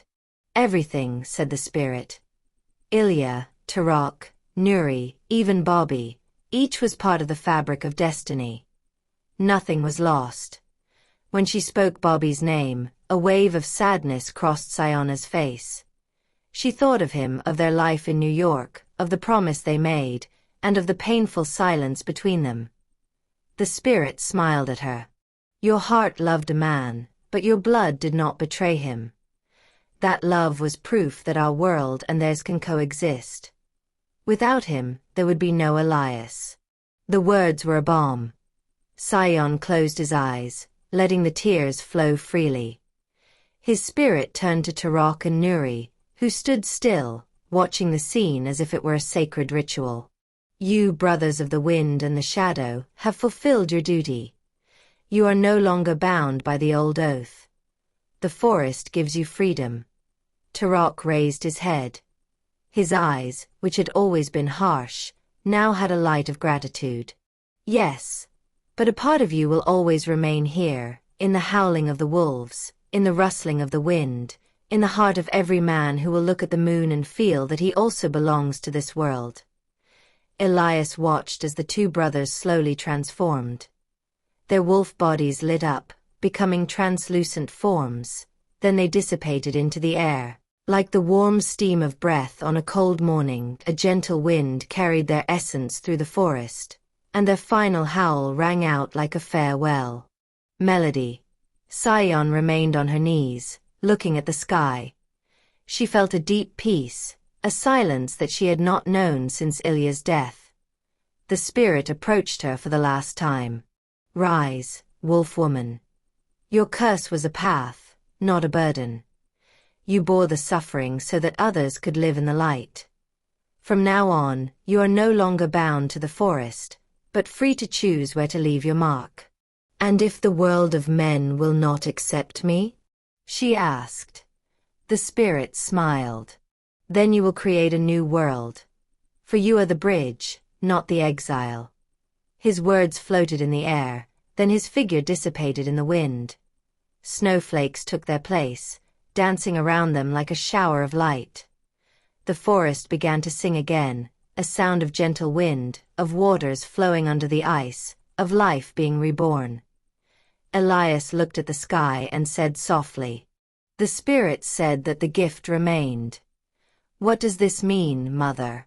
𝖂𝖗 looked at him with a smile full of gentleness. "It means you will be able to hear the voice of the forest. That you will understand when the wind speaks and when the earth suffers. But not as a burden. As a gift. Just as I learned to listen and the distance, dawn was beginning to touch the horizon. The reddish light filtered through the trees, painting long shadows on the snow. It seemed that the forest was breathing again, freed from the spell. 𝖂𝖗 stood up, and together with Elias, he slowly walked towards the edge of the clearing. No words were needed. Just footsteps, wind, and the light that was growing more and more. When they stopped for a moment to look back, in the place where the spirit had been, a delicate shape carved in the ice was now visible, an old, serene face, smiling. 𝖂𝖗 touched that shape with his fingers. "Thank you," she whispered. And for the first time in 20 years, she felt she could move forward without fear. Behind them, the forest murmured quietly, like a giant heart beating to the rhythm of the world. The spirit of the forest was no longer a shadow that brought curses, but a living reminder of balance. And somewhere far away in New York, the wind that crept through the buildings carried a light breeze of snow and burnt wood, the echo of the same spirit, reminding the world that magic never disappears, but only rests in those who believe. Chapter 10. The Language of Animals. In the deep silence of the Siberian forest, Elias felt a connection that no child his age could understand. The air was cold and heavy with the smell of resin, and the tree branches creaked under the weight of fresh snow. But it wasn't that made him jump or feel his heart beat faster, but a much subtler, much deeper sound, the language of the forest. 𝕭𝖃 stood beside him, his eyes fixed on the forest, feeling every vibration, every rustle of a leaf or crack of a branch. He had noticed his curiosity, and felt that it was the right time to teach young Elias the art that only true wolves mastered, communication with animals. "Elias," 𝕭𝖃 began in his deep but gentle voice, "what do you think you hear when you look at these trees or at the wolves that follow us from afar?" The boy looked around, his eyes wide and curious, felt a strange energy around him, a vibration that was neither noise nor word, but something in between. "Sounds, but I can't make them out," Elias murmured. "They sound like howls, but deeper, more vivid." 𝕭𝖃 smiled. "Exactly. They are not simple howls. They are thoughts, emotions, intentions. Everything that the animals in the forest feel can be translated, if you know how to listen. You have to connect with them, to feel them not only with your ears, but with your heart and mind. In those moments, Elias understood for the first time that he was not just an ordinary boy, he was the child of a lost world, the child of a legacy that exceeded human boundaries. His blood had something of the essence of wolves in it, not a curse, but a gift. Days passed, and 𝕭𝖃 taught Elias how to perceive the subtle signals of the forest. One morning, 𝕭𝖃 took him to a frozen stream. On the bank, a few rabbits shivered from the cold, and the wind carried their scents. "Do you feel their fear?" 𝕭𝖃 asked. "Yes," Elias answered, his eyes shining. "They look scared, as if they know we are here. And that is their language. They have no words, but their emotions are clear. Learn to read them." Over time, Elias began to recognize the codes of the forest. A rustle of leaves could mean danger, a distant howl, "Come to me," and sudden silence was the signal of an invisible threat. Learning these things, the boy felt himself becoming part of the forest, how his body aligned with the rhythm of nature.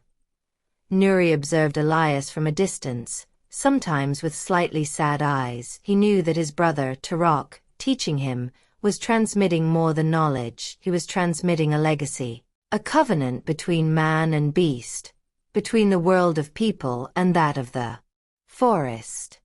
"Can you talk to them?" Elias asked, looking at a flock of birds flying above their heads. "You can, but you must feel before you speak.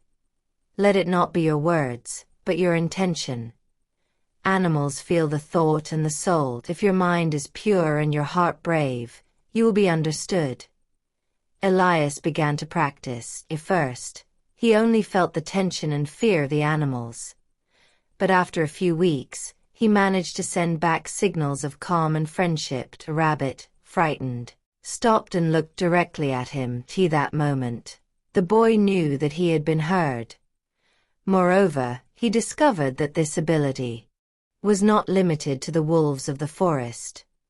The deer that walked by the river, the fox that hid among the trees, even the birds that changed direction in flight, all could perceive Elias' intentions, and they all respected him.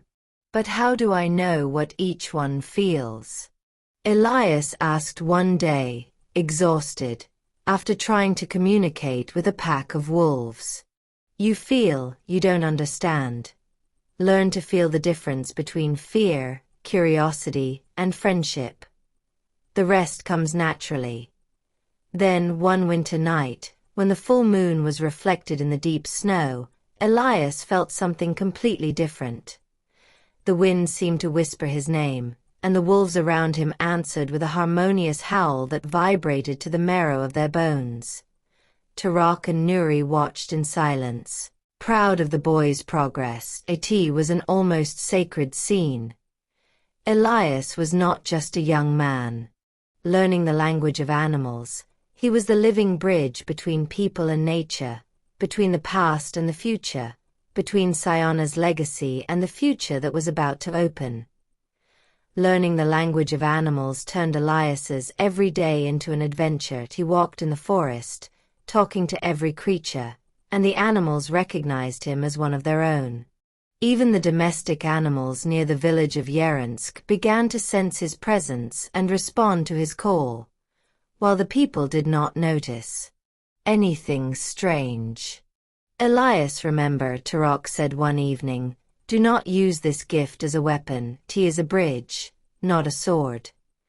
Communication is respect and understanding, not domination."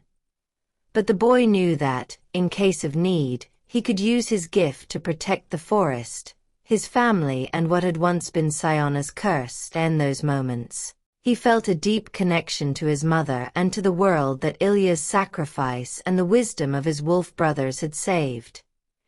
Every day, Elias became more aware of his power. He felt every murmur of the forest, every vibration of the wildlife. And at the same time, he learned to control his power, to connect without destroying it, to understand and feel without hurting. Thus, deep in the Siberian forest, young Elias was no longer just the son of a woman who had once been a white she-wolf, but a living bridge between two worlds. With the help of 𝕭𝖃 and 𝖭𝖃, he had learned to listen to the language of the forest, to understand the codes of the animals, and to accept that his heritage was not a curse, but a gift that could change the future. And every night, under the moonlight, Elias cried into the mouth of the forest. The howls and whispers of the animals they answered, strengthening his belief that he was not alone, but part of a world older and vaster than any city, any man, or any empire built by human hands. The wolf brothers looked at him with pride and knew that 𝖂𝖗na's legacy lived stronger than ever in her son, a boy who understood the language of animals and carried with him the ancient truth of the Siberian forests. Chapter 11. Grandma Aliona's Prophecy. As dawn broke over the frozen taiga, a pale, pearly light covered the earth. The snow sparkled, and the air seemed to vibrate with an ancient, primordial energy. That morning, 𝕭𝖃 and 𝖵𝖃 approached Elias, silent and solemn. The boy, already accustomed to the wild rhythm of Siberia, felt that something important was coming. "Today you will meet the one who gave birth to us all," 𝕭𝖃 said, his voice deep. "Our grandmother," added 𝖵𝖃. "Aliona, the old she-wolf. She lives far away, where the forest meets the wind. Few have reached her, and few have returned the same." Elias felt a shiver run through his body. For several days, he had heard a call in his dreams, a gentle but strong voice, speaking his name among the whispers of the wind and the howls of wolves. He did not understand how, but he knew that voice was hers. The journey began at the edge of the white forest of 𝖂𝖂𝖃. The roads disappeared under the thick snow, and the wind cut his cheeks like a blade of ice. 𝕭𝖃 walked in front, sniffing the air, following the tracks of the old wolves. 𝖵𝖃 held Elias back, protecting him from the blizzard and unseen dangers. As they advanced, the forest it was becoming different. The trees were older, gnarled, and the air seemed full of memories. Every breath of wind brought with it an echo, as if thousands of unseen voices were singing an ancestral melody. Elias was beginning to understand the meaning of each. Russell, the forest, recognized him. After hours of walking, they arrived at a silent clearing, where the snow seemed untouched by footsteps, and in the middle of the clearing, a huge fallen tree trunk served as shelter. From behind it, a snow-white figure appeared, an old she-wolf, with silver eyes and fur shining in the moonlight even in broad daylight. Elias remained motionless. 𝕭𝖃 bowed deeply, and 𝖵𝖃 lowered her forehead to the ground. "Grandma," 𝕭𝖃 murmured, "I brought the one from the prophecy." The she-wolf looked up at Elias. Her eyes seemed to see beyond the body, beyond the flesh, to the soul. Around her, the air changed, the wind calmed, and the forest fell silent. "Come closer, child of two worlds," Aliona said, and her voice seemed to come from all directions, as if the entire forest was speaking through her. Elias approached with timid steps, and in front of her, he felt a power that was unlike anything he had ever known. She was not just an old she-wolf, but a being of time, a being that carried in her fur all the centuries, all the stories and all the covenants. "I know who you are," she said. "You are the son of 𝖂𝖃, born from the love between a beast and a man. You are wolf blood, but your heart beats to the rhythm of humans. In you lies the balance that the world has forgotten." Elias remained silent. In her eyes he felt something familiar, a gentleness similar to his mother's. Aliona took a step forward and touched the boy's forehead with her white muzzle. That moment, Elias saw images, ancient wolves running through the steppes, people and beasts living together, the moon illuminating ancient rituals, and then, a strange future, a modern city covered in ice and fire, in the middle of which a young man raised his arms to the sky. "One of your blood will change the world," she said solemnly. "But the world will not be changed easily. What comes will require sacrifice, courage, and a love greater than fear. You are the beginning, Elias Turner. Through you, balance will be reborn." The boy blinked, trying to breathe. The vision had been so powerful that it seemed to him that his body was burning from the inside. 𝕭𝖃 approached him, supporting him, but Aliona raised a paw, stopping him. "Leave him, he must receive the gift alone." Then he turned back to Elias. "Your blood carries the voice of the forest, but also the echo of the city.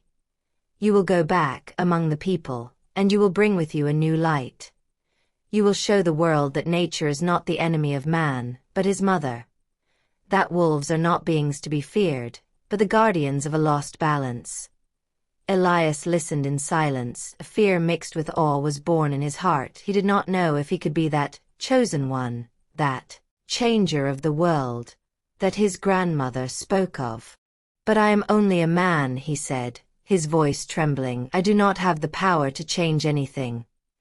The she-wolf smiled, and the wind enveloped his fur like an aura. "This is how all great stories begin, children. With a heart that doubts. But remember, power does not come from strength, but from choice. When the time comes, you will know what to do."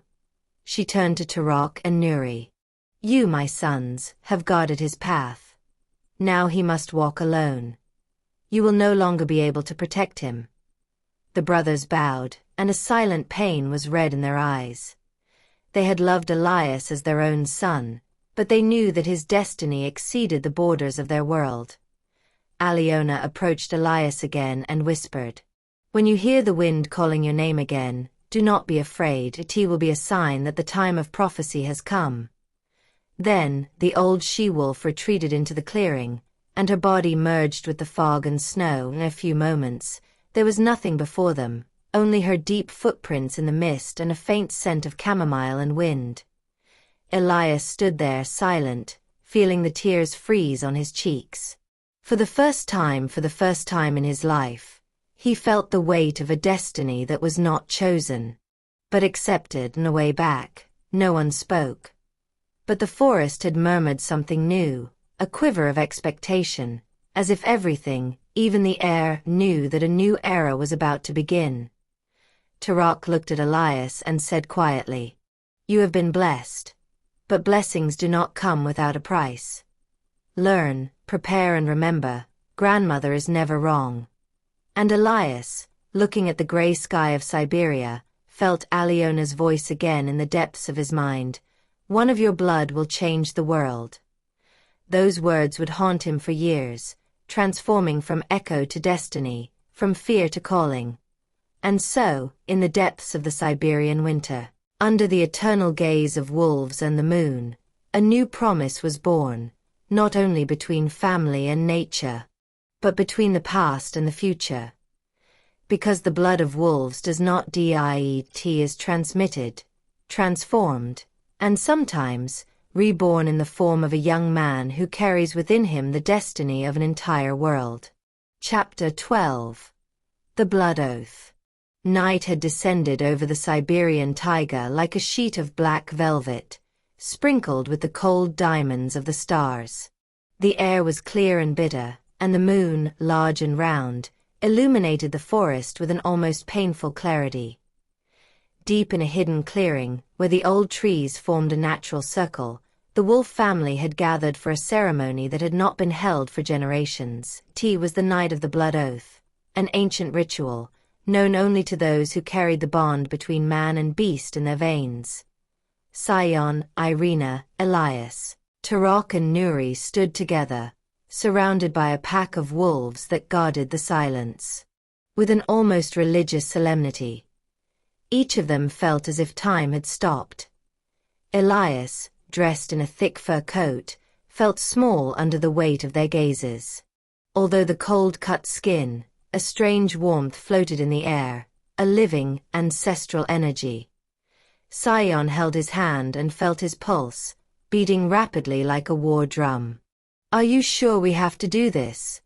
whispered Irina, looking at 𝕭𝖃 and 𝖵𝖃. "There is no turning back," said Sion. Aliona spoke. "If the prophecy is true, the world must believe that everything is a legend. Our secret must remain hidden, at the cost of their lives." The wolves around began to growl, a chorus of low howls that seemed to come from under the earth. 𝕭𝖃 stepped into the middle of the circle and picked up a smooth white stone, carved with ancient symbols. It was the oath stone, inherited from the first of the wolves who had interwoven with the human race.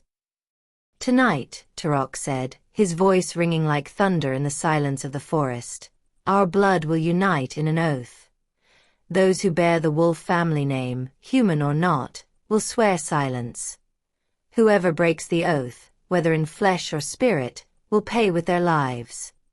𝖵𝖃 brought an old knife, its bone handle and blade shining in the moonlight. It was the same knife their mother had once used in ancient rituals. He placed it on the stone, and Sion approached first. With a slow gesture, he cut his palm and Let the blood drip over the symbols on the stone. I swear before the forest and the spirits that watch over me, she said, that I will keep our secret hidden from the world. I swear on my blood, on my life and on the soul of my son. Tarak and Nuri made the same gesture, letting their blood unite with hers. Irina, although a human without the gift of wolves, approached and cut her palm without hesitation. I swear too, she said, I swear to be the keeper of this secret, until my last breath.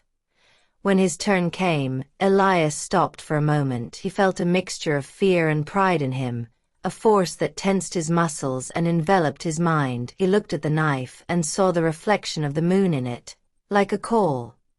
𝖂𝖑𝖋 touched his shoulder. My son, there is no need to. But Elias stopped her.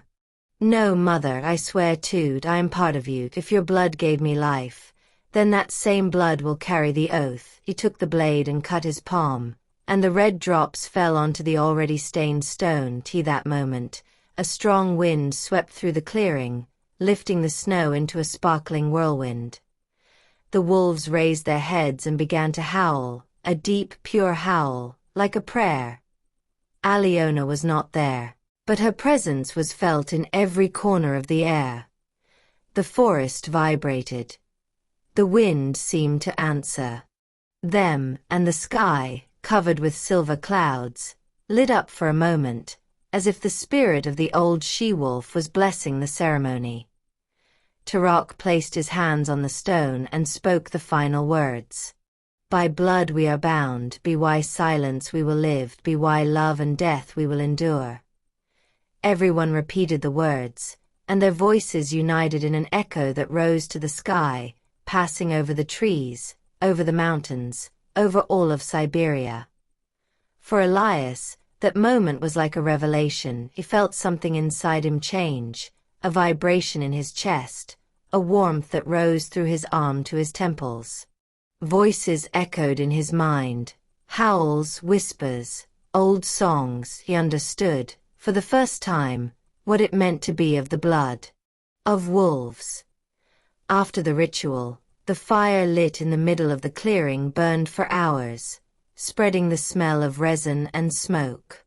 The 5 of them stood in silence, watching the flames. No one spoke, but they all knew that something had changed forever.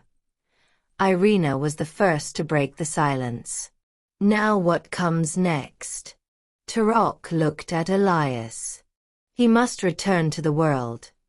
The oath belongs to us, but the future belongs to him. 𝖂𝖑𝖋 rested her head on her son's shoulder. The blood oath is not just a promise of silence, it is a bond between the past and the future. What we swore tonight will follow each of us, even after death. The wind brought with it a distant howl as an answer. Elias looked up at the starry sky and, without knowing why, felt tears streaming down his face. Mom, he said softly, why do I feel like this is not the end, but the beginning? 𝖂𝖑𝖋 smiled at him, but there was a deep sadness in her eyes. Because it is, Elias. The blood oath does not close paths, it opens others. Some that you cannot even imagine. When the fire died down and the moon hid behind the clouds, the forest became silent again. Only the stone, now covered in traces of dried blood, remained as a witness to the covenant. That night, the spirit of the forest passed among them, unseen. Its breath extinguished the last sparks of the fire and left behind a scent of earth and fresh wind. For a moment, 𝖂𝖑𝖋 felt Ilya's touch, gentle and warm. Tarak thought he saw the silhouette of Aliona among the trees. And Elias, in his dream, heard his grandmother's voice telling him, "The oath is not a burden, my child. It is the anchor that will hold you when the wind of the world tries you. Keep it alive." When they returned to their shelter in mountains, no one looked back. But the forest, in its eternal silence, knew that that night was the beginning of a new era. The blood oath had been spoken, and the bond between humans and wolves was now stronger than ever. But, as the legend said, every oath has a price. And that price would be paid, not by parents, not by grandparents, but by those who would carry on the Turner name and the blood of wolves. Chapter 13. The Turner Legacy. It was a clear autumn morning when Elias Turner's plane landed at JFK Airport. After months spent in Siberia, the young man felt the heavy air of New York hitting him like a cold industrial reality. The city that had once seemed full of life now seemed a sleeping giant, covered in glass, smoke, and memories. Returning from the frozen lands of 𝖂𝖔𝖋, Elias carried with him a deep silence, a kind of ancient wisdom mixed with sadness. The airport gate, a black limousine was waiting for him. The driver, a white-haired man with a soft voice, regarded him with respect. "Mr. Bobby has been waiting for you, Mr. Turner. Please come in." Those words stirred his soul. Mr. Bobby, his father, the man who years ago had cradled him in his arms under the gaze of a she-wolf and who was now a shadow of the tycoon he had been. When the limousine pulled up in front of the Turner residence, the stone-walled Manhattan mansion with its huge windows, Elias felt a cold shiver run through him. The house seemed unchanged, but something in the air was different.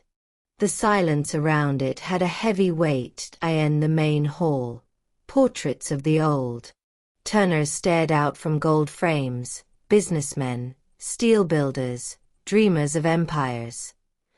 Bobby Turner sat in a large armchair, a blanket on his knees and a faint smile on his lips, his hair white, his eyes still bright but tired. When Elias entered, the old man stood up with difficulty, leaning on his cane.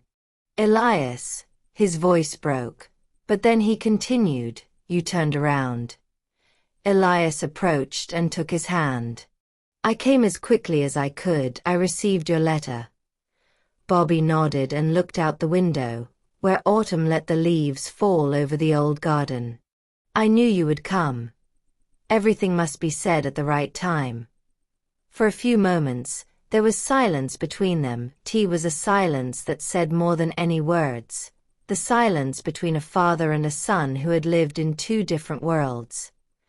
Bobby invited him into his office, and the table were stacks of documents, contracts, industrial plans. "Turner Industries is at its peak," he said, with a hint of pride. "Our steel is in America's bridges, in Dubai's skyscrapers, and in the rails that connect continents. But I can't fight this fight anymore. My body won't listen to me, Elias." The young man looked at his father intently. His face bore the marks of time, but also of regret.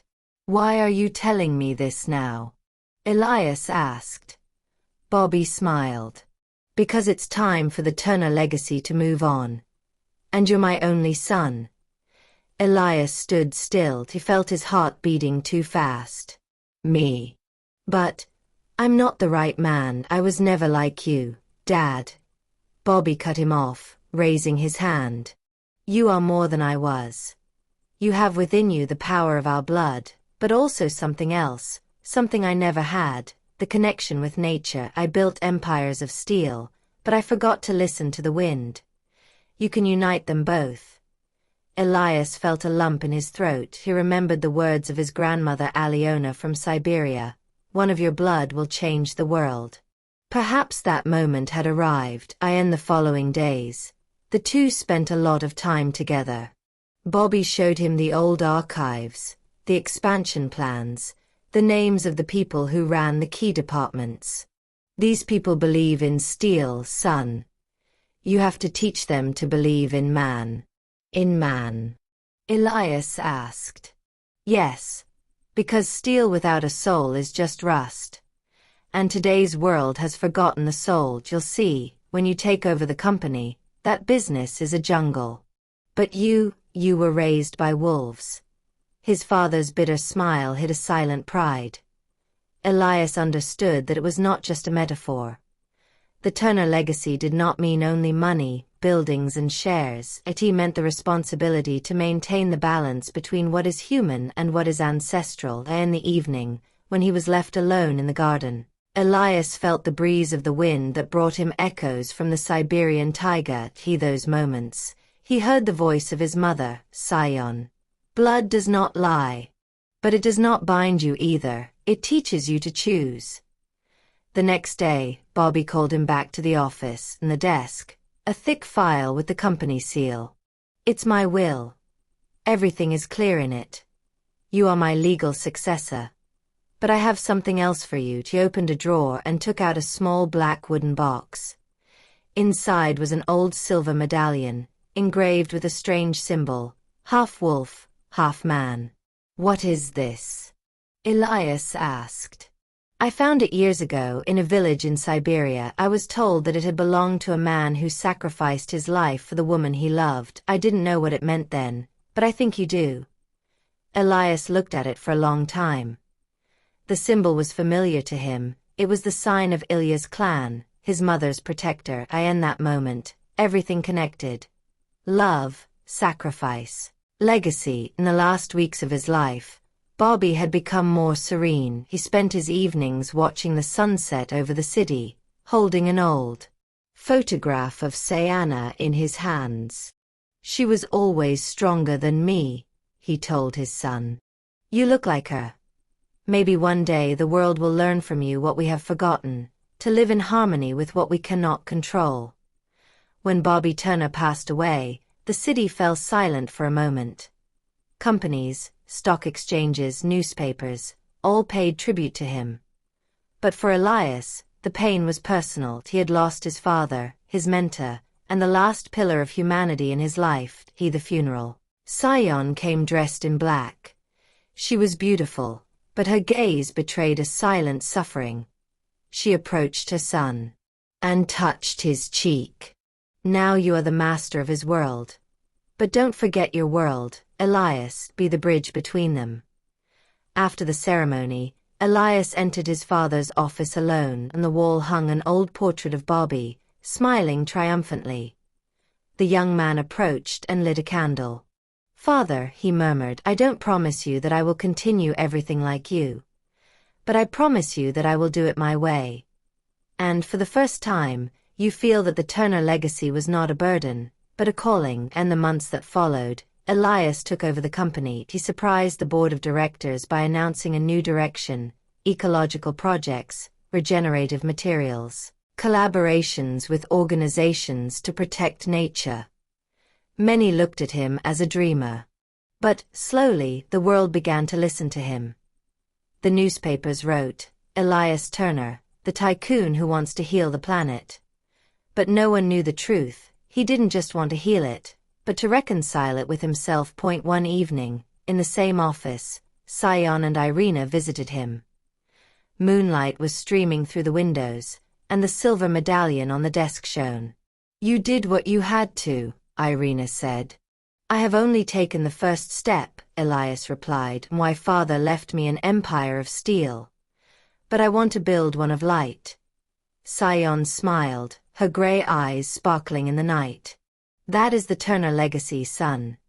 Not wealth, but the dream of uniting the world of men with the world of spirits. The wind blew gently through the curtains, bringing with it a soft sound, like a distant howl. Elias looked up at the New York sky.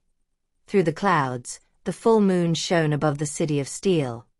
And for a moment, the wolf boy of America understood everything. That the true legacy was not his father's empire, but the gift of blood, that of hearing the world, even when it is silent.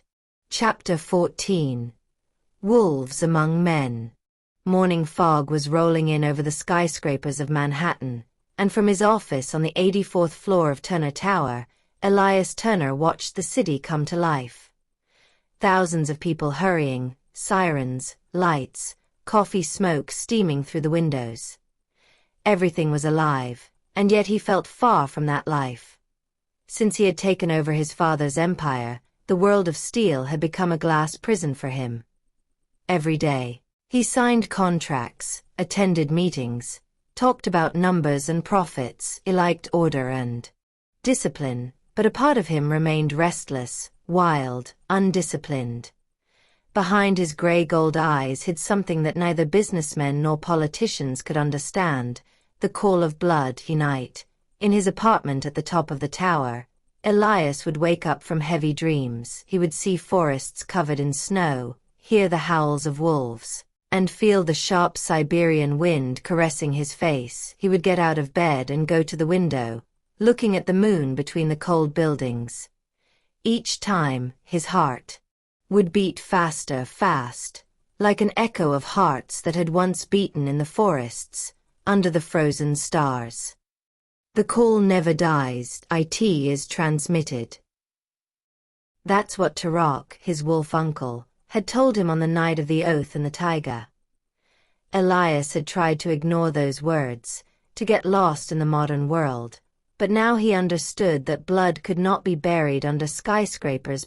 One day, during a meeting with the Turner Industries board, Elias found himself lost in his own thoughts. One of the directors was talking about a new merger, another about record profits. But the young CEO was looking away. In his mind, an image was taking shape, a white field, a purple sky, and two wolves running among the fir trees. Mr. Turner? The voice of one of the advisors brought him back to the present. Yes. I said, do you want to continue with the investment in the Alaskan iron mines? Elias blinked. Alaska.snow.wind. In an instant, the decision was made. Yes, but not just for the iron. I want to go there personally. I want to see the terrain. Everyone looked at him in surprise. The CEO of Turner Industries did not go to the terrain. But Elias was no ordinary man.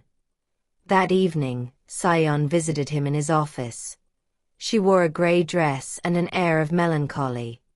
Her gaze, warm and penetrating, betrayed concern. Son, I heard you were going to Alaska. Yes, I need to see something with my own eyes.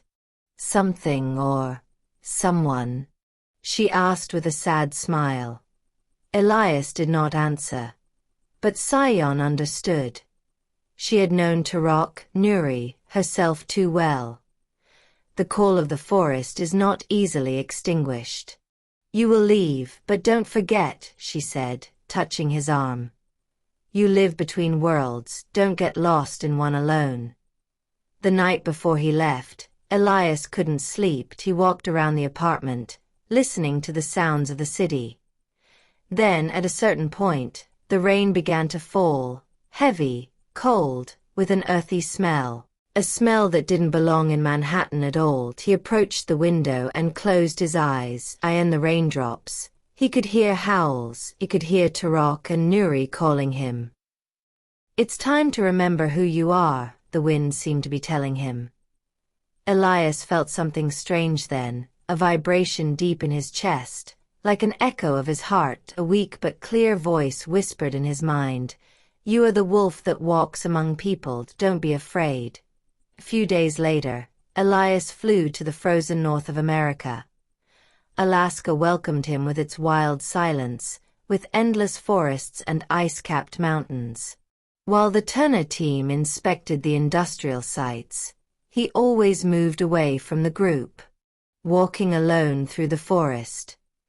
There, under the silent trees, he felt something he hadn't felt in years, freedom. The wind ruffled his hair, the air penetrated deep into his lungs. He closed his eyes and, for a moment, thought he was in Siberia again. From the depths of the forest, he heard a sound, a long, deep, prolonged howl that made his skin crawl. He jumped, but not with fear, but with recognition. He knew then, the wolves were not dead. They were there, following him. Their call had crossed the ocean. Back in New York, Elias kept that night as a treasure. He began to see the city differently. The streets seemed to him like labyrinths, concrete, and people, animals that hid their instincts under expensive clothes and glass smiles. And yet, among them, he sometimes saw signs: a man who looked at the moon for too long, a woman who stopped suddenly, as if she had heard something, a child who howled in his sleep on a rainy night. There are many like me, Elias told himself one night. Wolves among people. But still asleep on a rainy evening, after an exhausting day of meetings, Elias wandered through Central Park. His shadow was reflected in puddles, and the wet leaves crackled under his feet. Suddenly, he stopped. He smelled a smell. Earth, rain, and something familiar. He turned. From behind a tree, two yellow eyes watched him. He was a large gray wolf, its fur wet and its fangs shining in the light of the streetlights. People would have screamed, they would have fled. Elias remained motionless. "Tarak," he whispered, although he knew it couldn't be. The wolf approached, slowly, silently, until they looked each other in the 𝖂𝖔𝖗𝖊𝖗 echo was heard in Elias's mind. "We are watching you, son of light and shadow. Keep your balance." Then the wolf disappeared, melting into the darkness. From that evening, Elias began to live a double life. 𝖂𝖔𝖗𝖊𝖗, the CEO of Turner Industries, the visionary man, the one who talked about technology and the future; 𝖂𝖔𝖃, the son of the forest, the one who listened to the howls of the wind and felt life beating around him. He had bought a small house on the outskirts of town, near the 𝖭𝖺 forest. There he would walk alone, sometimes in the rain, and sit for hours in silence.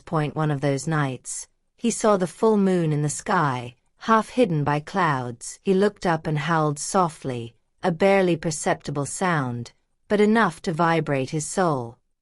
From somewhere, deep in the forest, another howl answered him, and the company. People talked about the changes in Elias. Some called him the Wind Man, others said he was strange.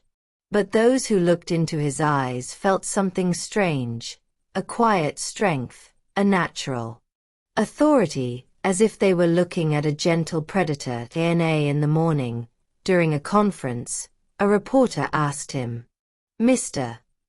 Turner, do you think a man can live in balance with nature in a world like this?" Elias smiled. "Not only can it, he must. Because no matter how much steel we raise between us and the sky, it is still the wind that keeps us alive."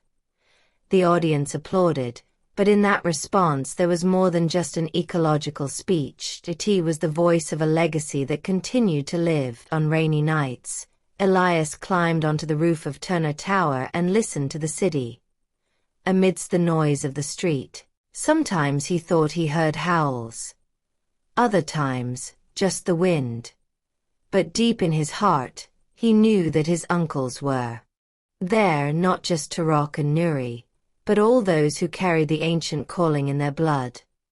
And so, in the middle of the most modern city in the world, among people and machines, a wolf lived in silence, hidden under a human suit, but watched over by the eternal moon.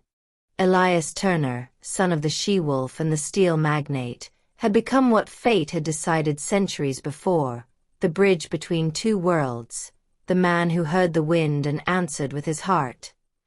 And whenever the rain fell on Manhattan that night, someone somewhere could have sworn they heard a howl, mixed with the sound of thunder and the howling of the wind, howl that said, "We are still here."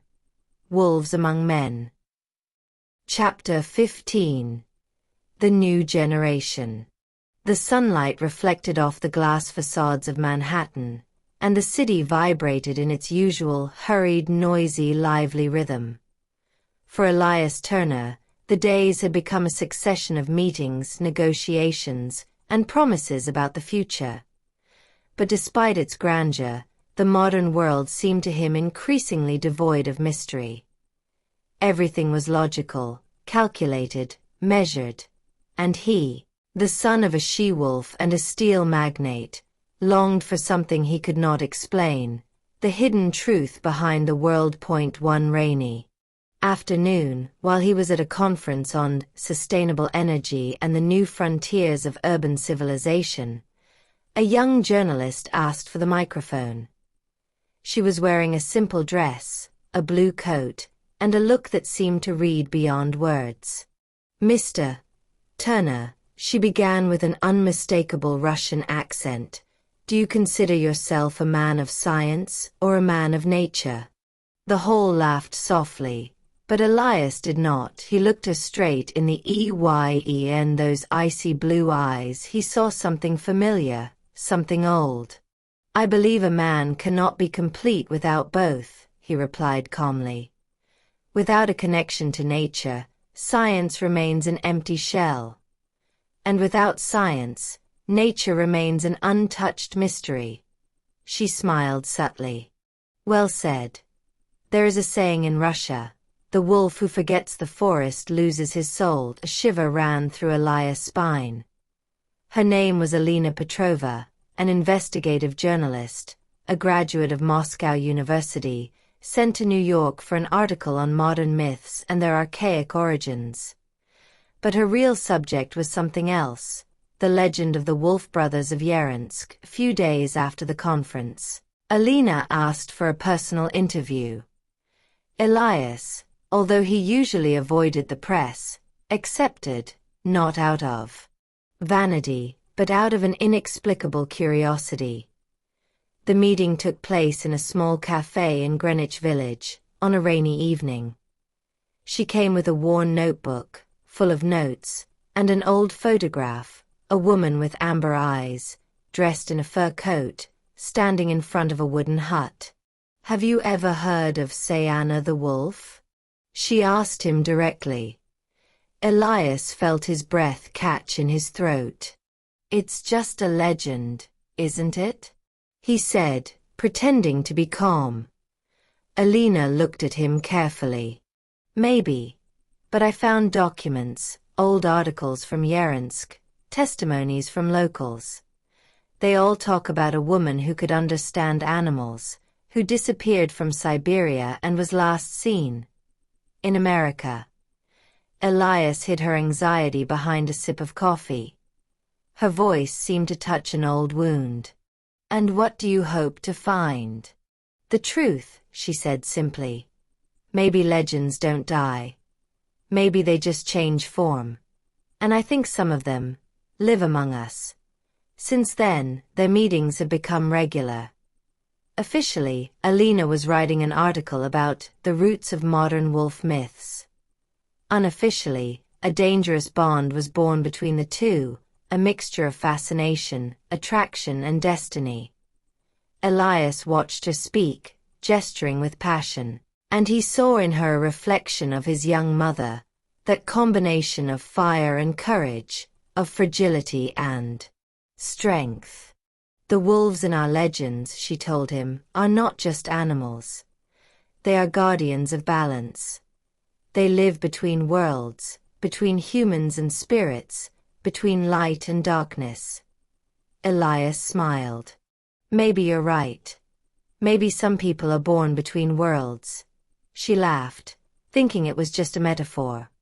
But for him it was true. One night, after a torrential rain, Elias led Elena to her house. The sky was heavy, the wet streets shone in the light of the headlights. At one point, a large black dog appeared on the road. Elias braked suddenly. The dog stopped, turned towards them and looked directly into Elias' eyes. There was something in that look, a recognition, a sign. Elena sighed in amazement. "Did you see? He had golden eyes." "Yes," Elias said softly. "And it wasn't a dog." She looked at him, puzzled. "What do you mean?" Nothing. He probably seemed like it to me." But deep down Elias knew Tarak was watching over him. As the days passed, their relationship became more intense. Elias felt the walls of his perfect life crack. The concrete world began to seem foreign, and the girl's words, like a cold wind reminding him of who he was. One evening, in his apartment, she found an old necklace with a stone in the shape of a wolf's fang. "Where is this from?" she asked. "A family souvenir," he lied. "It seems alive," she said, touching it as if it were vibrating. Elias took the necklace from her hands, feeling a shiver in his skin. The stone was really pulsing. But not out of fear, but like a heart recognizing another heart. A few days later, Alina brought him an old box, found in an antique shop in Brooklyn. Inside was a letter in Russian, with an old and elegant handwriting. She began to translate it out loud. "The blood of wolves does not die. It flows in descendants and hides among people. When the world forgets the wind, one of them will rise again, born of love and from the shadow." The words echoed like a prophecy. Elias felt his chest tighten. Who wrote this? I don't know. It was signed only with the letter S. Sion. The name echoed in his mind like an echo from another life. That night, Elias he didn't sleep. He was sitting at the window and watching the rain, and his mind, the faces of his mother, his uncles, the forest were mixing. And now, Alina's face. He felt that his life was entering a new circle, that his blood was calling again. One of your blood will change the world. The words of Aliona, the old she-wolf, echoed in his mind. Maybe that one wasn't him. Maybe it was someone who was just about to come. The next day, Alina invited him to an exhibition about Russian mythology. On one wall, there was a huge painting, a woman with amber eyes, surrounded by white wolves. Under it was written, "The she-wolf of 𝖂𝖔𝖋, the legend of love that defied time." Elias stopped, unable to breathe. T was the face of his mother, young, painted identically. "Have you seen her?" Alina asked.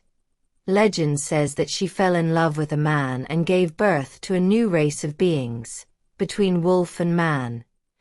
But history has lost track of her. Elias closed his eyes. Maybe the trace was not lost. Maybe it was just hidden. She laughed.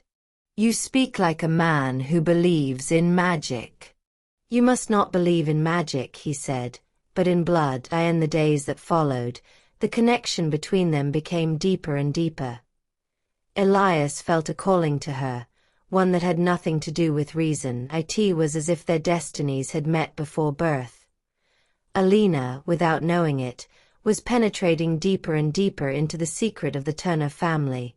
And Elias, without wanting to, was pulling her into his world, a world in which wolves were not just memories, but realities hidden under the skin of people. On a night with a full moon, Alina came to He, scared. "Elias, I had a dream. I was in the snow, surrounded by wolves. One of them, with golden eyes, said something to me in Russian. You are not alone. The blood is calling you." Elias was left speechless. His whole being vibrated. Was it possible? Was it his blood that had called her? Or her blood that was answering? He took her in his arms and whispered, "Maybe the legends are not dead, Alina. Maybe they were just waiting to wake up again." She looked at him for a long time, and a new light, something ancestral, lit up in her eyes. Maybe the legacy of the Wolf brothers did not end with Elias. Maybe it was beginning again, with him and the woman who, without knowing it, carried the blood of his ancestors in her veins.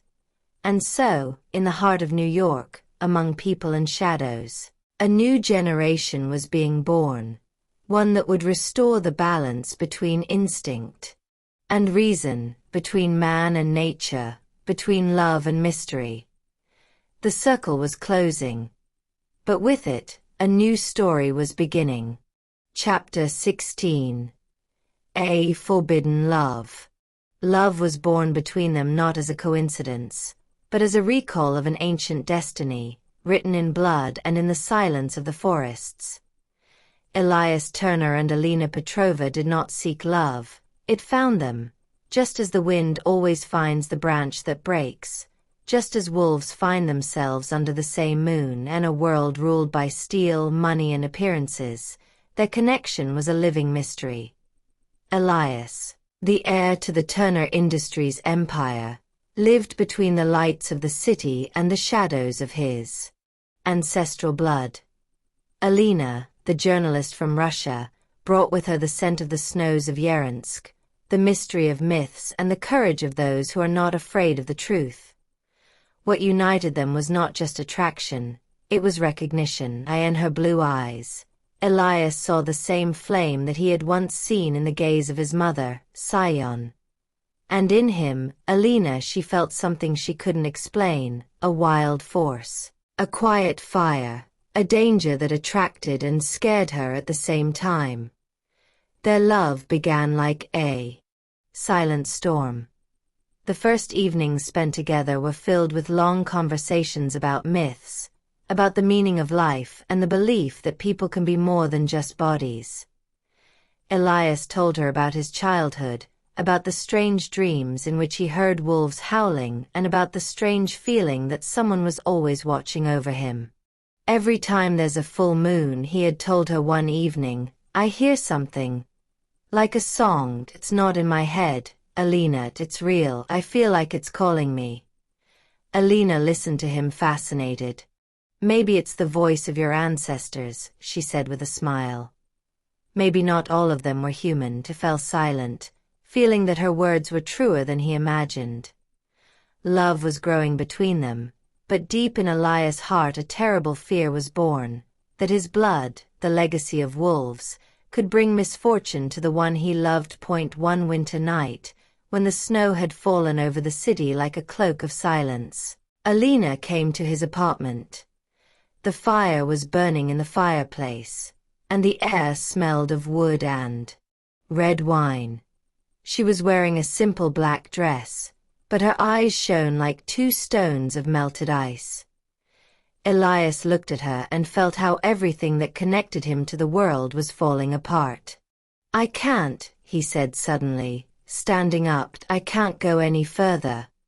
She looked at him in amazement. Why? What scares you so much? My blood, he said in a low voice, it's not like yours. It carries something old, dangerous. I can't let this touch you. Alina moved closer, looking at him gently. Elias, we all have shadows. But love is not a disease, it's not transmitted through blood. He smiled bitterly. You say that because you don't know who I really am. Then tell me, she whispered, placing her hand on his chest. Let me understand. But he turned away, unable to reveal the truth to her. How could he explain to her that the blood of a Siberian she-wolf flows in his veins, that his mother had been a legendary being, that his uncle still lived among the shadows of the forest? Time passed, and their love grew stronger.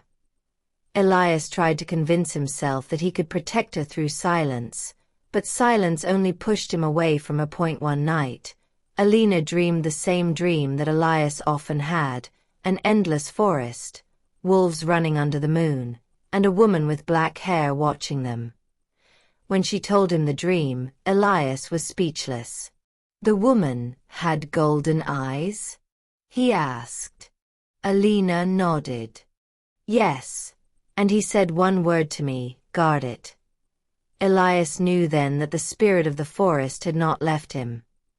That his blood, although silent, was watching and demanding its right. The days became oppressive. In company, people spoke of him as a cold genius, but no one knew that, behind closed doors, Elias was struggling with two worlds, that of reason and that of blood. Alina felt the distance between them growing, but she did not give up. She followed him, understood him, waited for him. It was a love that was born in the darkness, but shone brighter than the light. One evening, on the edge of Central Park, Elias told her the truth. My mother wasn't just a woman. She was something more. She carried a curse and a gift. I am her son. Alina fell silent. The sounds of the city faded. Only their footsteps could be heard in the snow. "And what does this mean to you? That I am not just a human. That a part of me belongs to the forest. That my blood could destroy you." She smiled slightly. "Or it could heal you. Maybe love is the only thing that can connect two worlds without breaking them." Elias closed his eyes. His tears mixed with the snow. "If I lose you, I would never forgive myself." "Then don't lose me," she said, and kissed him. It was a kiss that burned time in it. Two worlds, two destinies mingled. Elias felt for the first time that he should not run away from what is, but accept it. That love is not a weakness, but a strength, the oldest of all. But the universe does not easily forgive those who deviate from its laws. The next night, Elias felt a change in his body, a fever, a strange vibration in the mirror. His eyes lit up in a golden gray, and the air in the room began to smell of damp earth, rain, and grass. He feared that the transformation, although extinguished in his generation, he was waking up again. And then, panic gripped him. What if their love had awakened the curse? What if his being between two worlds couldn't love without rekindling the connection with the beast? A few days later, Alina noticed that he had changed. He was colder, more distant, more tired. When she tried to confront him, Elias refused to see her. "Elias, what's happening to you? Don't ask. It's better this way. You can't ask me to leave without explaining." "I'm not asking. Please." But Alina wasn't the type to give up. She followed him. She discovered that, on full moon nights, Elias walked in Central Park, in the deepest parts of the forest, where the city stopped and silence began. She saw him kneeling, his gaze lost in the sky, murmuring words in an unknown language. The wind howled, and the trees moved as if answering his call. When he turned his head, his eyes shone in gray and gold. Alina felt fear, but also admiration. In that moment she understood, he was not cursed. He was a bridge between worlds, a descendant of the old spirits. And their love was forbidden not by the gods, but by humans. When Elias turned to her, she wanted to run. But she stayed. "Now you know who I am," he said. "And yet I love you," she answered. He approached slowly, trembling. "What if our love brings misfortune? Then we will face it together." And in the pale moonlight, he felt the shadows of the past disintegrate in Alina's arms. The wolf in him calmed down. That night, the dream changed. Elias saw the Siberian forest covered in snow, and the spirit of the forest appeared to him again, the old man in the white windbreaker. "Your blood does not bring misfortune, son," he said. "Only fear. And the fear of men destroys more than the curses of the gods. Your love is not a crime, it is a rebirth." When he woke up, Alina was sleeping next to him, peacefully. For the first time, Elias felt that he no longer had to run. He was still the son of the forest, but now he was also of the light. And his love, although forbidden, would become the bridge between the two worlds, one that neither wolves nor men would ever be able to break. Because where love and blood meet, legends do not die, they are born again. Chapter 17. The Awakening. The sky was breaking into lights and thunder, and the wind was hitting the city like a hungry beast. That night, New York seemed to be losing its breath. The storm was no ordinary one. It was one that came from far away, from the steppes of Siberia, carrying in it the echo of old howls. Elias Turner slept restlessly. Ever since his love with Alina had taken root, his dreams had become more vivid, more intense. He sometimes felt that reality was dissolving, that there was no longer a border between the world of humans and the world of spirits.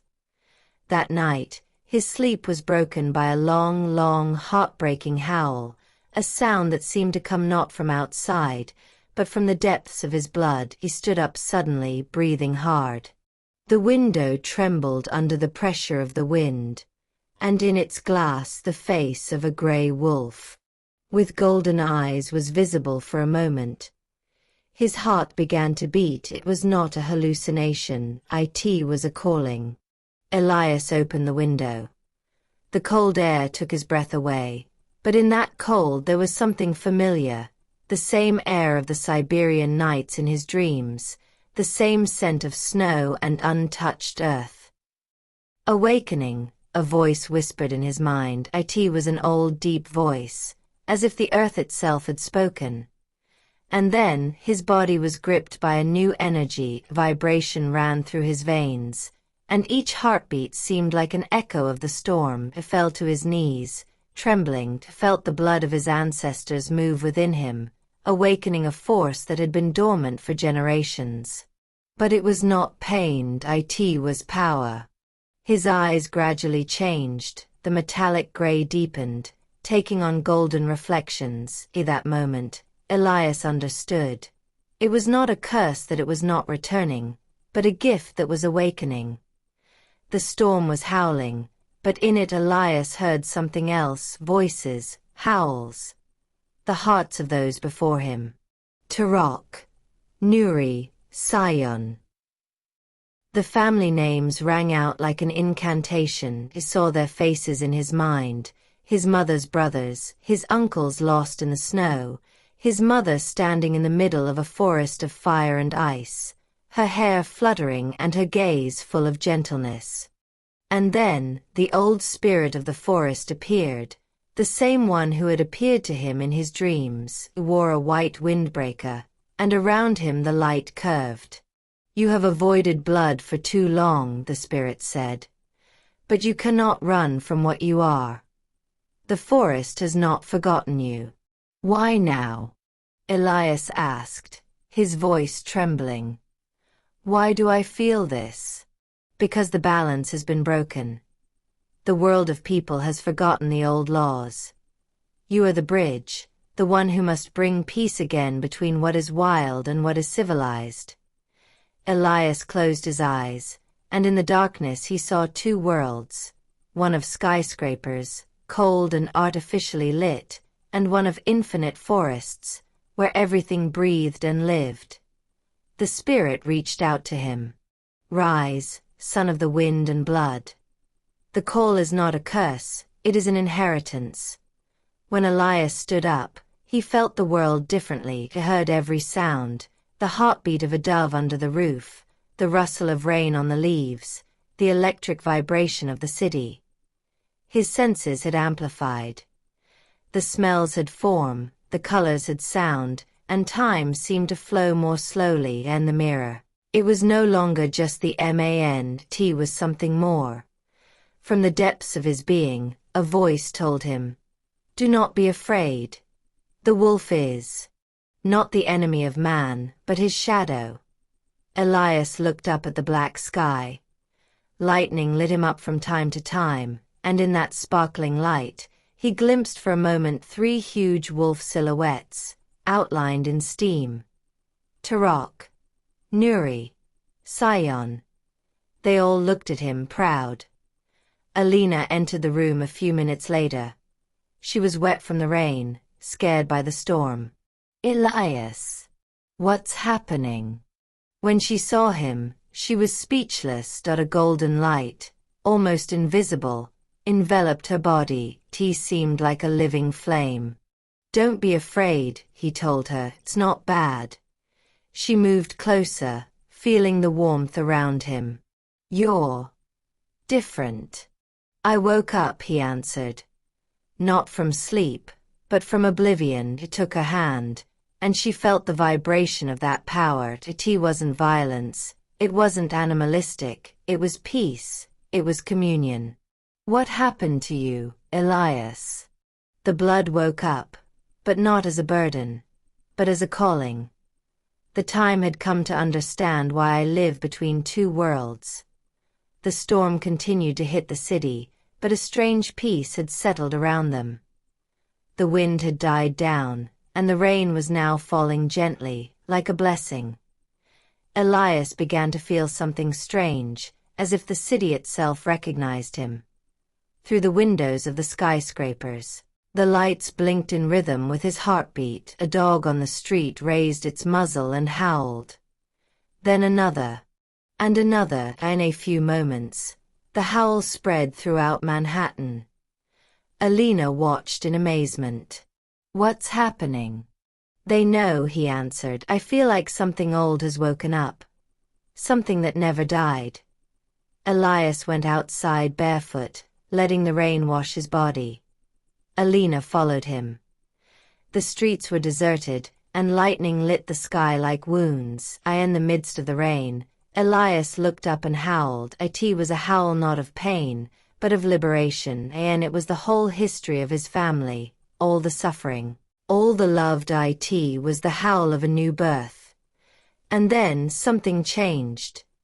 The air began to vibrate, and from the shadows of the rain, translucent wolf silhouettes rose, made of steam and light. They were the spirits of those before, the guardians of the forest. Tarak, Nuri, and Sion appeared around him. The spirit of the forest stood in their midst. "You are one of us and yet another," said the old man. "Your blood no longer belongs only to the forest, but also to the city. You are the connection between two worlds. With you a new era begins." Elias lowered his arms, feeling how silence settled in him. When he returned home, everything seemed changed. 𝖭𝖃 looked at him with a strange emotion, not of fear, but of reverence. "You are a different man," she told him. "Maybe for the first time I am truly human," he answered. "I have tried all my life to deny what I am. But the call was not a punishment. It was a gift, an awakening." He approached her and placed his hand on her heart. "Do you feel it?" Her heart was beating fast, but not just his, but hers too. The rhythms were synchronizing. "We are connected now," he said. Not through fear, but through blood and love. In the days that followed, Elias began to see the world differently. They were no longer simple buildings and machines, they were living entities, full of energy. He felt the connection between people, between air and water, between animals and earth. In every city noise, he heard the echo of the forest point. One morning, he went to Central Park. There, at the edge of the lake, he closed his eyes and listened. The wind brought a murmur. "Welcome home." For the first time, Elias no longer felt torn between worlds. He was whole. In the evening, when he returned to 𝖭𝖃, he said to her, "The awakening was not about power, but about peace. The spirit of the forest did not call me to fight, but to unite." "What do you want to unite?" "The heart of man with the heart of nature. If the world has forgotten to listen, then I will be the echo that makes it remember." 𝖭𝖃 looked at him with tears in her eyes. "And us? We are the beginning," he said. That night, Elias dreamed of the forest again. But this time, it was not winter. The snow had melted, and the flowers were opening under the rays of a huge moon.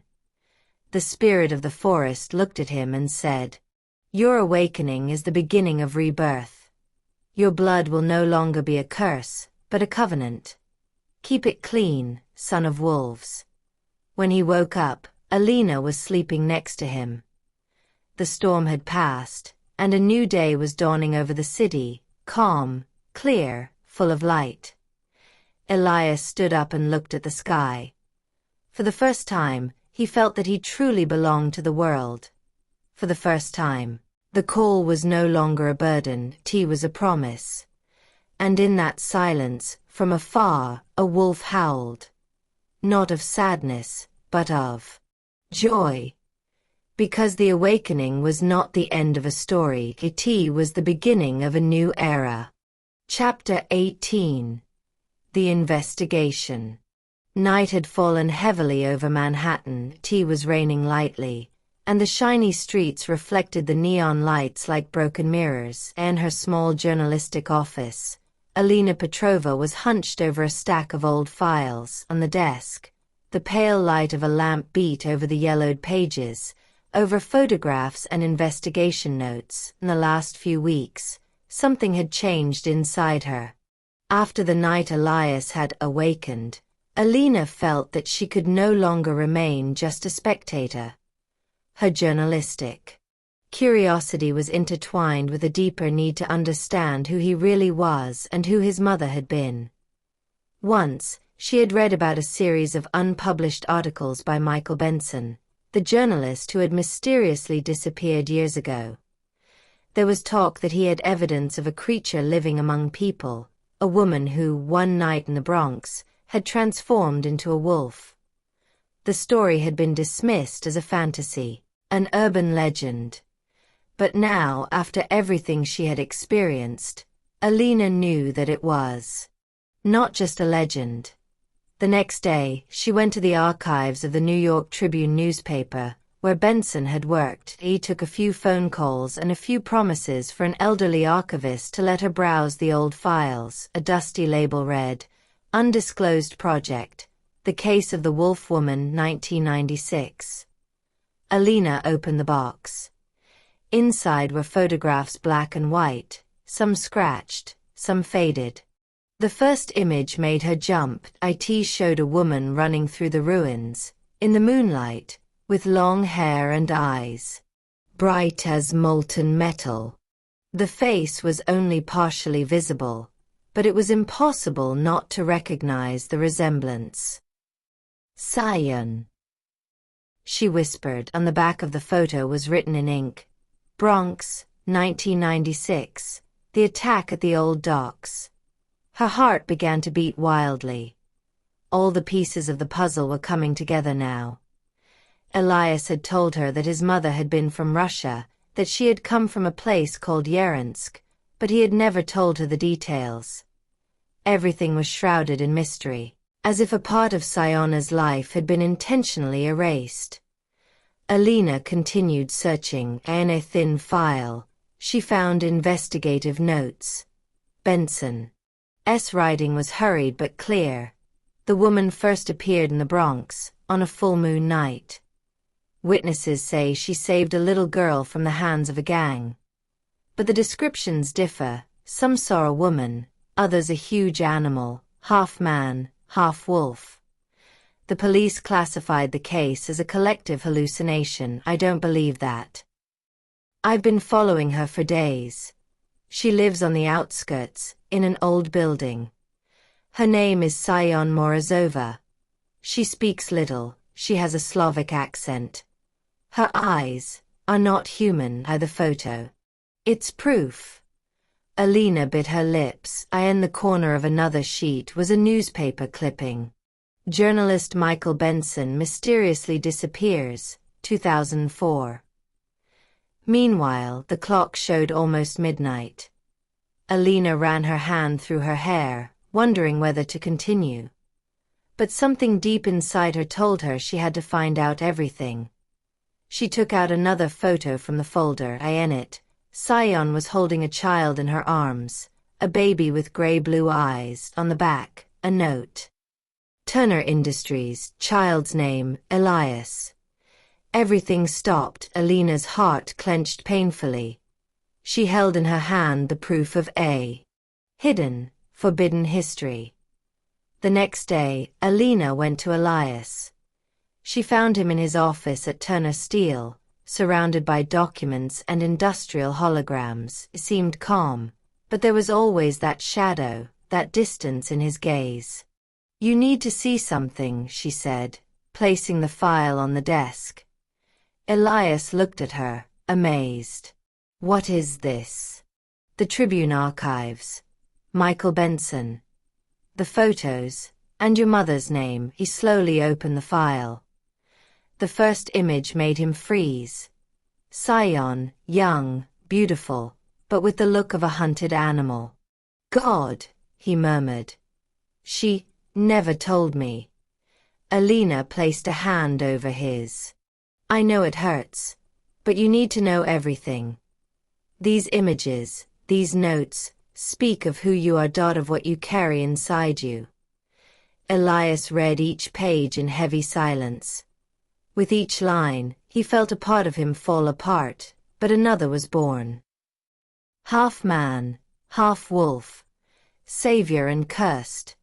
Benson's phrase seemed written for him. Why are you showing them to me now? Elias asked, looking up at 𝖭𝖓𝖐. Because the truth doesn't destroy you, Elias, sets you free. I understand that your mother's curse wasn't passed down as a burden, but as a memory of another world. And that world needs to be understood. Elias smiled bitterly. Do you think the world would understand a wolf woman who lived among humans? Would anyone? I don't know, she answered. But I do. The silence between them was filled with the sound of rain beating against the large windows of the office, and that sound, Elias felt again the call of the forest, the echo of those he carried in his blood. This is my legacy, he said quietly. Not the Turner Empire, not the steel, not the fortune. The truth about our blood. That evening, they went together to 𝖂𝖏𝖏's apartment on the Upper East Side. It was a place full of memories, paintings, sculptures, objects made of Siberian wood. On the old desk, 𝖭𝖓𝖐 found a wooden box, closed with a delicate padlock. Elias stared at it for a long time. I never had the courage to open it, he confessed. He took the key from a secret drawer that only he knew about. When he opened the box, inside were old letters and a photograph of Sion and a young man with gentle eyes. Ilya Morozov, Irina's brother, 𝖂𝖏𝖏's protector. On a yellowed piece of paper it was written. For my son, if the day comes when he seeks the truth. Elias read in a trembling voice. My son, if you find this letter, it means that our blood has called you. Do not be afraid. You are not cursed. You are the bridge between the worlds, the man who can live in the middle of the city, but hear the heart of the forest. Remember, the wolf is not the enemy of man, but his memory point. One day, those like you will bring peace between instinct and reason. With love, 𝖂𝖏𝖏 Morozova-Turner. Tears filled her eyes. 𝖭𝖓𝖐 put her hand on his shoulder, silently. Later that night, 𝖭𝖓𝖐 was left alone, studying the last documents. Among them, she found a secret police report from 1996. Read. Witnesses have disappeared. Evidence, destroyed.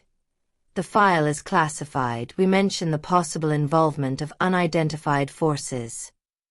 At the end, a code, F.L, wolf woman. 𝖭𝖓𝖐 understood that Michael Benson had not been just a curious journalist. He had been a man who had discovered too much. His disappearance had not been accidental. In the mirror on the desk, her reflection looked different. A new light could be read in her eyes. Not just curiosity, but faith. Now she knew that 𝖂𝖏𝖏's story had not ended. It had continued through Elias. And she, without realizing it, was part of that legacy. The next morning, when the sun rose over New York, 𝖭𝖓𝖐 looked at the city with different eyes, and every steam rising from the asphalt, in every hurried step of people, she felt an old vibration, a connection to something bigger than them. She found Elias in the park, sitting on a bench, watching the pigeons. I read everything, she told him. About your mother. About Benson. About what you are. Elias smiled. And yet you stayed? Yes. Because this story is not about monsters. It is about people who have learned not to deny their wild side. He looked up at the sky. Maybe one day the world will be ready to know. Or maybe not, 𝖭𝖓𝖐 replied. But we know. And that is enough. The wind rose gently through the trees of Central Park. From a distance, a short, barely perceptible howl was heard. Elias smiled. The spirit of the forest was still there. Looking into each other's eyes, Elias and 𝖭𝖏 understood that the truth had been discovered, but it should not be told to the world. Because some secrets are not meant to be told. They are meant to be kept, in blood, in love, and the silence of the wolves who, even among humans, still watch. Chapter 19. The Confrontation. It was raining lightly over New York, as if the city knew that a difficult choice was going to be made that evening. Elias sat in his 50th floor apartment, looking at the flickering street lights through the huge window. He hadn't turned on any lamps. The night, damp and oppressive, was enough. He could hear his heart beating too fast, like a wing hitting an invisible cage. He needs to know, he thought. He needs to hear the truth from me. 𝖭𝖏 was on her way. He had told her only that. We need to talk. About everything. He hadn't asked her to bring anything. Just courage. The door opened slowly. 𝖭𝖏 entered, wet from the rain, with the old file clutched to her chest. She had that unfamiliar look, as if the world had changed beneath her feet. Elias. I found something. He took a deep breath. I know. The time has come. He invited her to sit down, but 𝖭𝖏 remained standing, almost in front of him, her face illuminated by the reflections of the city. The pictures, she said, her voice trembling. The wolf woman. Those eyes are yours. She picked up the file, leafing through the pages. Your mother was followed, photographed, hunted. The press thought she was a myth, a monster, a phenomenon. But she wasn't. She was a woman. She was your mother. Elias lowered his head. Yes, 𝖭𝖏. She ran for years from those who wanted to reveal her nature. She tried to protect me. But blood won't let you go. Neither the inheritance, nor the calling. 𝖭𝖏 trembled. And you? What are you, Elias? The question seemed like a thin knife. She had said it with fear, but also with a desperate thirst for the truth.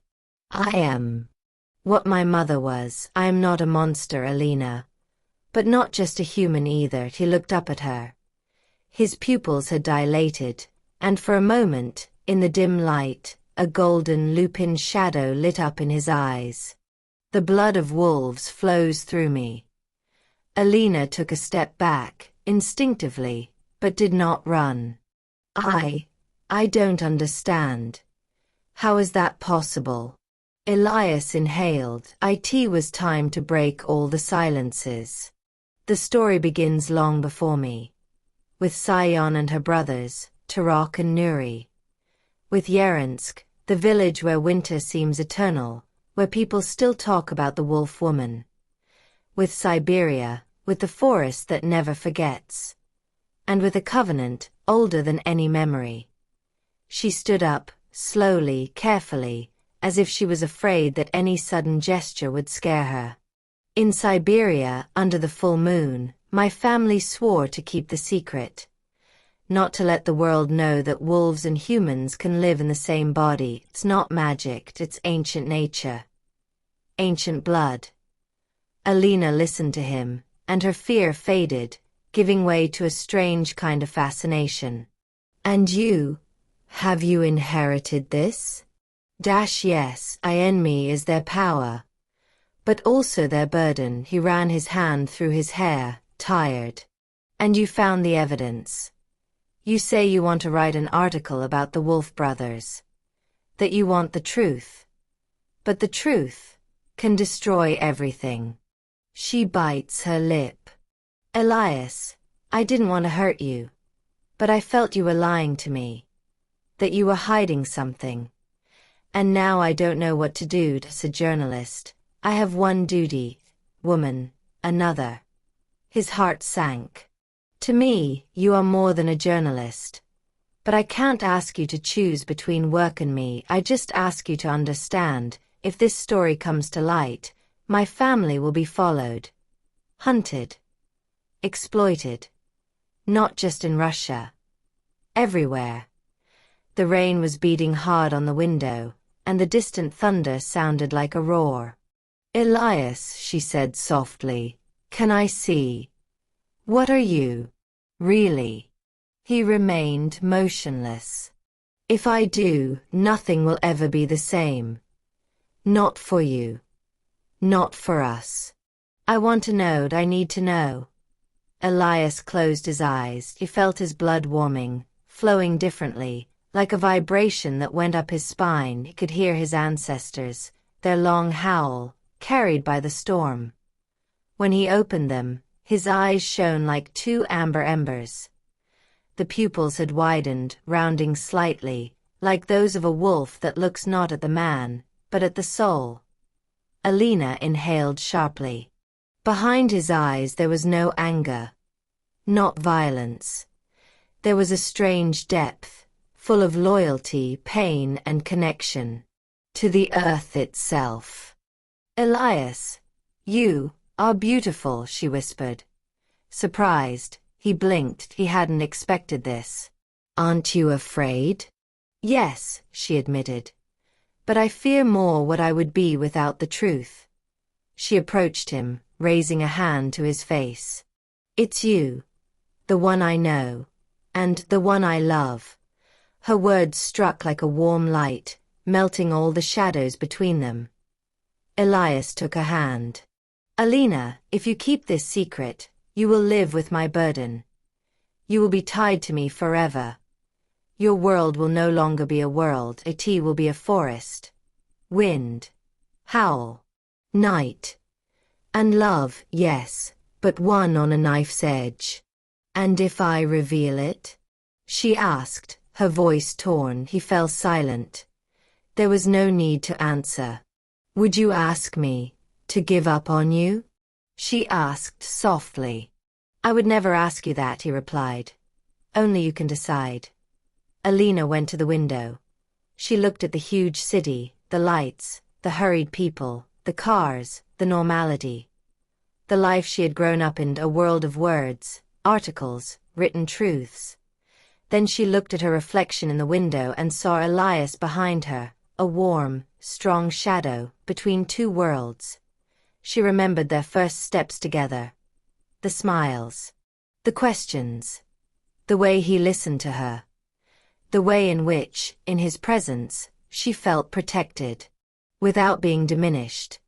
And then she understood It wasn't just a subject, he was a man, and more than that, a soul through which the wind passed, carrying old stories. She turned to him. "Elias, I choose love." Her voice trembled, but her eyes were determined. The true story must not be published. Some things do not belong to the world. They belong to the heart, and to the forest. Elias closed his eyes for a moment, as if a mountain had slipped from his shoulders.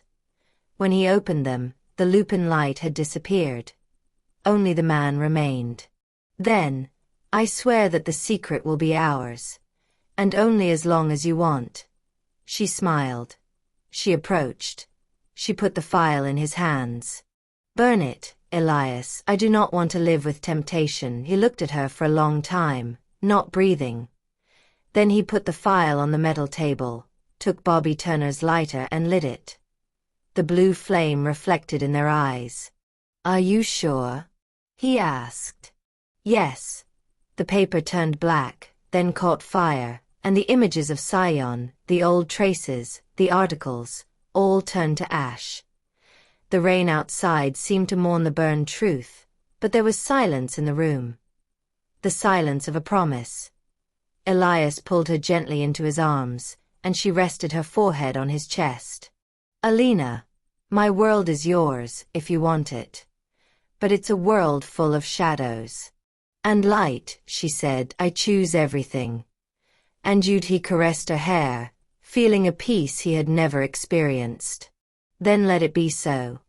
Let it be our vow."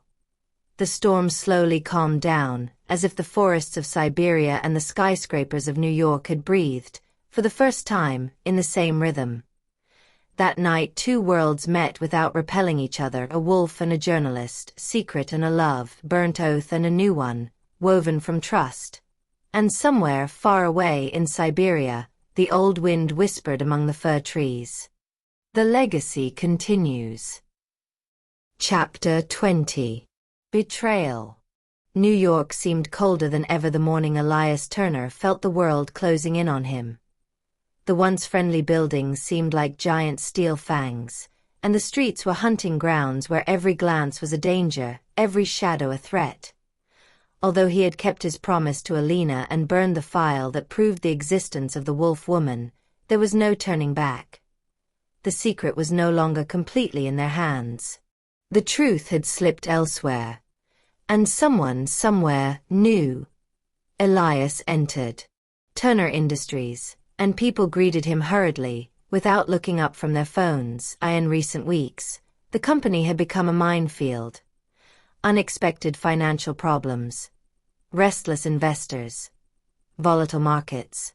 But that wasn't what worried him most. It was the anonymous message he had received the night before. "I know what you want to talk about the forest." The words were simple, but the effect was devastating. He had recognized their meaning immediately. Someone was spying on him. Someone was following him. Someone had seen more than he should have. When he reached the 48th floor, in his office, James Blackwell, his oldest rival, a construction magnate with an impeccable reputation in public but the dirtiest hands in the business world, was waiting for him. Blackwell turned slowly to him, a smile that never reached his eyes. "Elias," he said calmly, "I'm glad you came." "What are you doing here?" Elias asked, keeping his voice firm. The office was his, and the presence of his rival without an invitation was an insult. Blackwell picked up a long black envelope sitting on the table. "I brought a gift. And an opportunity." Elias looked at him suspiciously. "Say it quickly, I don't have time for your games." Blackwell chuckled. "It's all about games. Games of nature. Games of inheritance. Games of blood." Elias felt a cold prickle in the back of his neck. Blackwell knew. The rival lit a cigar, ignoring the large no smoking sign. "You know, Elias, I've noticed something interesting about you. You have a look of a wild animal, an unusual strength, an almost impossible resistance." Elias stiffened. "Say what you have to say." Blackwell opened the envelope. He turned it over on the table. Photos. Dozens. Maybe hundreds. With him in Siberia. With Tarak. With Nuri. With the village of Yerynsk. Even an older photo of Sion, taken by a local hunter. Alina hadn't taken these pictures. Another source. Another eye. Elias felt his blood starting to boil. "Where did you get them?" he asked in a low, almost lupin voice. Blackwell raised an eyebrow. "A world like this, Elias, doesn't keep secrets very well. And money buys silences. It buys revelations." He leaned forward. "I know what you are. And most people would be horrified to find out. But I see potential." Elias took a step toward him. "And what do you want?" "Control," Blackwell replied. Simple. He sat down in Elias's chair, as if he had taken his throne. "Turner Industries is in trouble. I can save it. But the price is your obedience. And you have something more than the others. Something I can use." Elias understood. Blackwell didn't just want the company. He wanted to hunt him down, to weaponize him, to manipulate him. "Tell me exactly what you want," Elias said, trying to keep the wolf in him under control. "I want you to work for me, in secret. Let's say, special resourced. I want your instincts. Your strength. Your hearing. Everything that makes you different." Elias snapped. "Not yet. But if you don't accept, I'll make everything I know public. The press will explode. Laboratories. governments, scientists. He leaned forward, whispering. Do you know what people do when they're afraid? Destroy. The silence that followed was eerie. That moment, Alina walked in the door. She stopped, surprised to see Blackwell. What's going on here? Blackwell stood up, smiling theatrically. Miss Petrova, I was just talking to your friend. And about his special nature. Alina's face changed. Elias, what did you tell him? Blackwell grinned. He didn't tell me. I found out. And now the question is simple. Will you collaborate with me? Or will you be destroyed? Elias felt a wave of anger hit him. But not human anger, but wolf anger. His breathing quickened.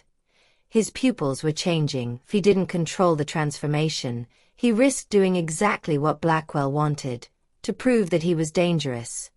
Alina grabbed his arm. Elias, no, that's what he wants. Her words anchored him. The wolf calmed down. But only for the moment. Blackwell, Elias said, without blinking, you have no idea what you're playing with. Oh yes, he said with a cold smile. You know what they say, knowledge is power. Sometimes, knowledge kills you, Alina replied. Blackwell chuckled. We'll see. He headed for the door, then stopped. You have 48 hours. Then, the truth comes out. The door closed behind him with a metallic sound. Elias collapsed into the armchair in front of the desk, his hands in his hair. It's over, Alina. Everything. My family. The prophecy. This life. Turner Industries. I can't fight the world. Alina knelt beside him. Elias, listen to me. Maybe Blackwell has proof. Maybe he has pictures. But he doesn't have what you have, the power of inner truth. Of your connection to the forest, of your gift. Elias looked at her, his eyes still shining lupin. But my gift could become a curse if I turn here. In the city. He stood up. New York has become a jungle of steel and hunting.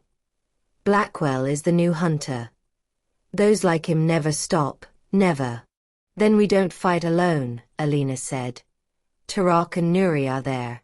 Sion. Aliona. The forest itself. You are not an isolated man. But if I put them in danger? Elias asked. What if everything turns against them?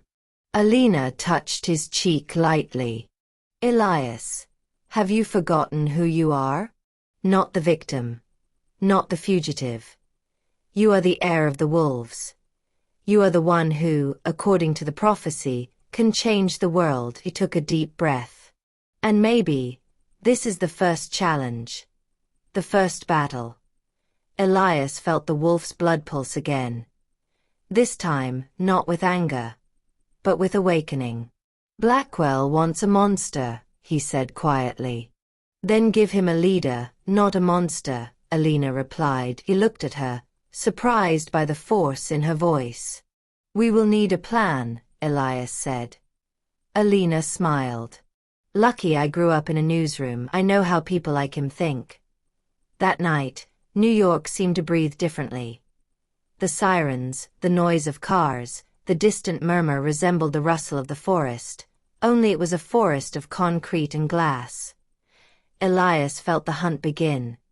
And he felt that the road that was to come would not only be for survival, but for identity, family and the future. Blackwell's betrayal had opened a war between a wolf and an empire of steel. And only one of them could remain standing. Chapter 21. The Final Call. The wind was beating against the windows of Elias Turner's apartment like an angry animal, as if trying to tear them apart. It was past midnight, and the city seemed to be sleeping under the pale moonlight. But in Elias's soul, sleep had not existed for days.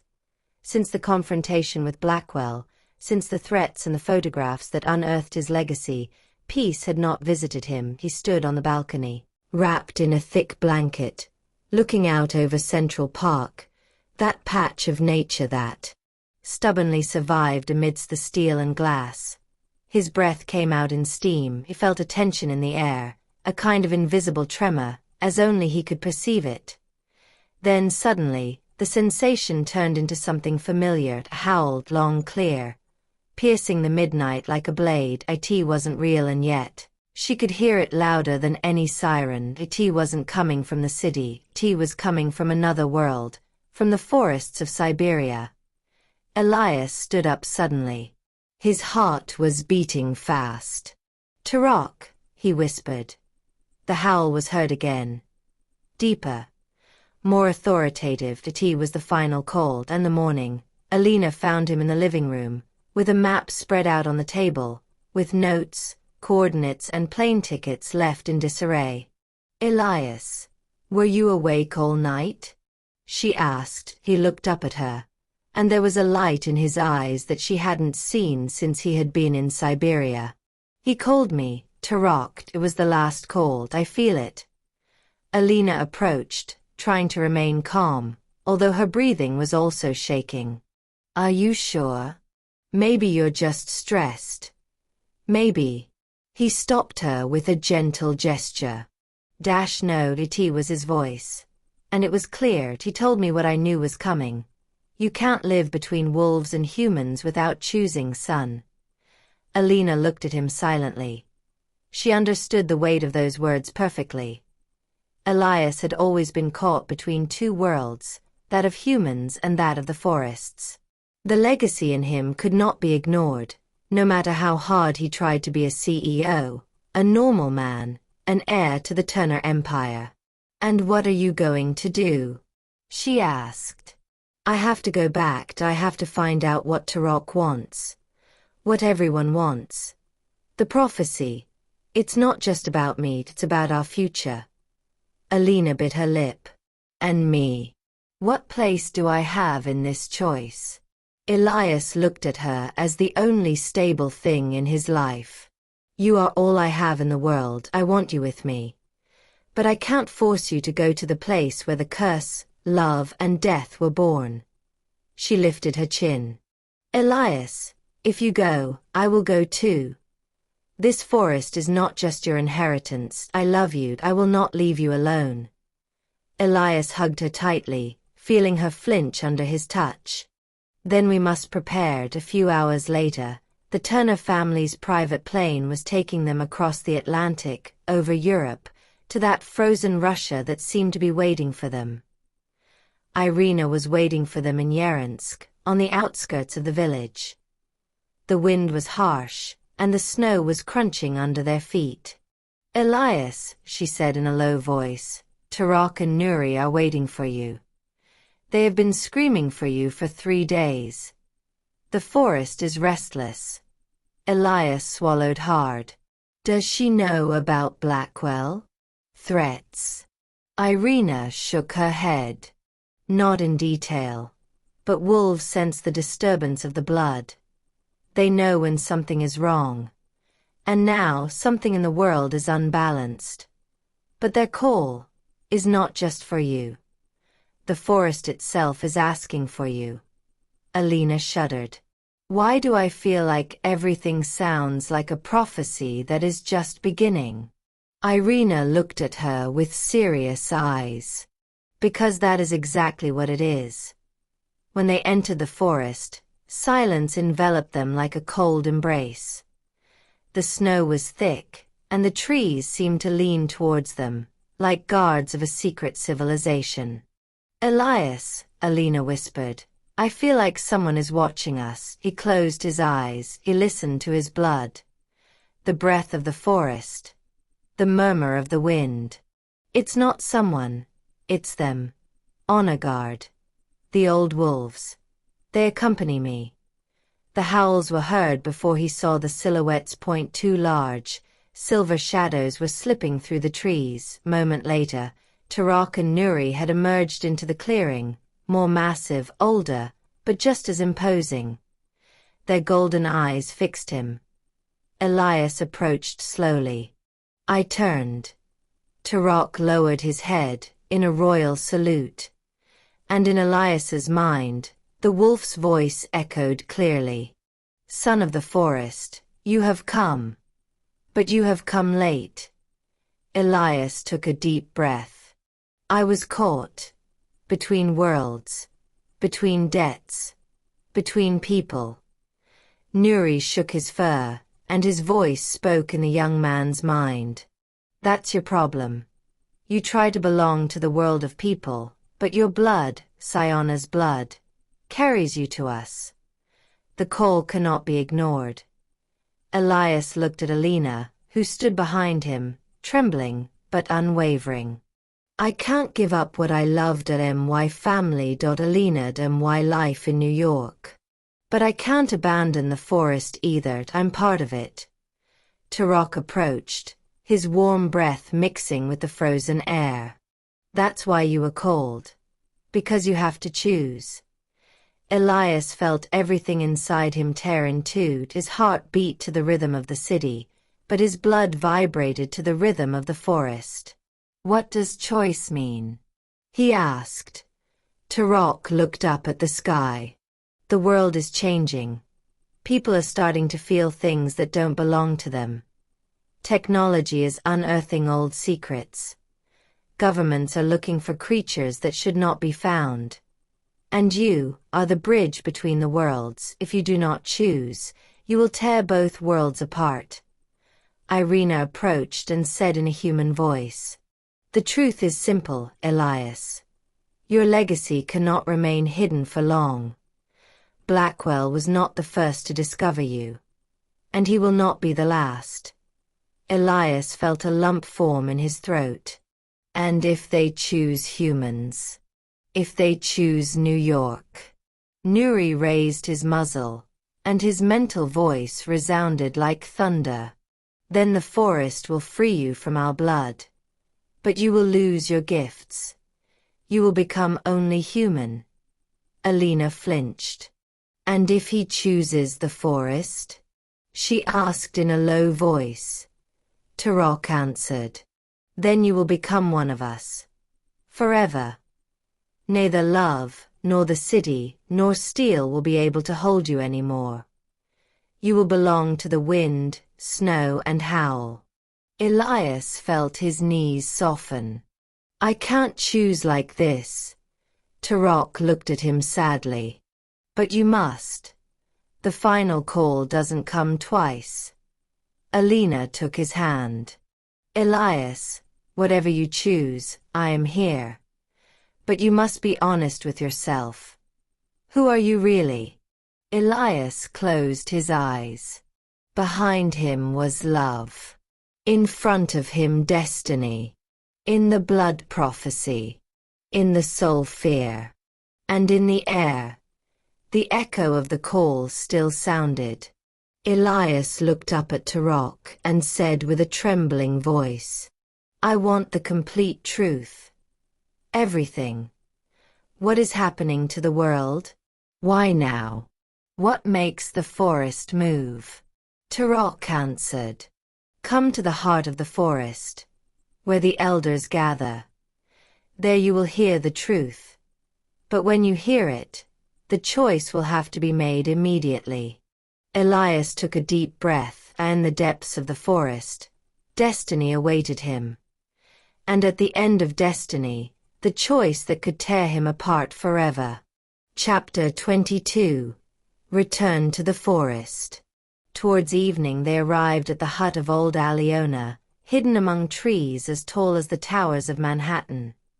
Smoke came out in thin spirals from the chimney, and the small wooden door looked more like the entrance to a shrine than a house. 𝖭𝖗 was waiting for them on the threshold, leaning on a birch staff. She was older than 𝖭𝖗 imagined, her face furrowed with deep wrinkles, but her eyes burned like two embers that never went out. Finally you have come, child of the two worlds, she said to Elias. The forest has become restless. He has felt you since you landed. Elias knelt next to her in respect.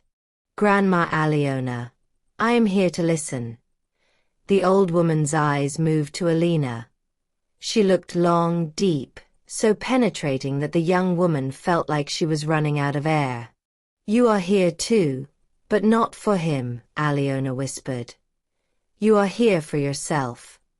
The truth never comes for just one soul." "I don't understand," 𝖭𝖗𝖗 murmured. "You will understand soon." Inside, the hut was warm, lit by an oil lamp. Wolf skins, fangs, carved wooden amulets hung on the walls, and the smell of burning herbs wafted through the air. 𝖭𝖗𝖗 sat down on a small stool and felt her whole body relax, as if that place was touching her nerves with an invisible caress. 𝖭𝖗𝖗 poured tea from an old pot. "First of all," she said, "you need to know one thing. The forest has already chosen. And if it has chosen, no one can run away." "What has it chosen?" Elias asked.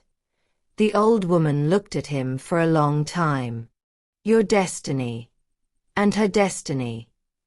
𝖭𝖗𝖗 put down the mug, trembling. "Me. But I am just a journalist. I'm nothing special." 𝖭𝖗𝖗 laughed, a harsh laugh, like dried leaves. "Nothing special? Ordinary people don't hear the trees, dear girl. They don't even feel the wind as a voice. You've already entered their realm." 𝖭𝖗𝖗 blushed. "I didn't hear anything. I just felt some vibrations.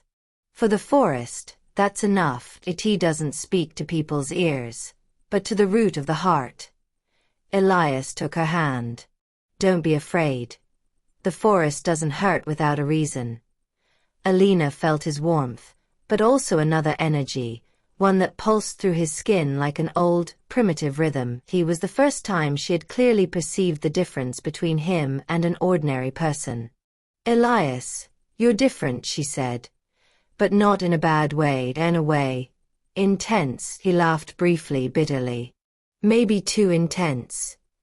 𝖭𝖗𝖗 threw her head back and took a deep breath.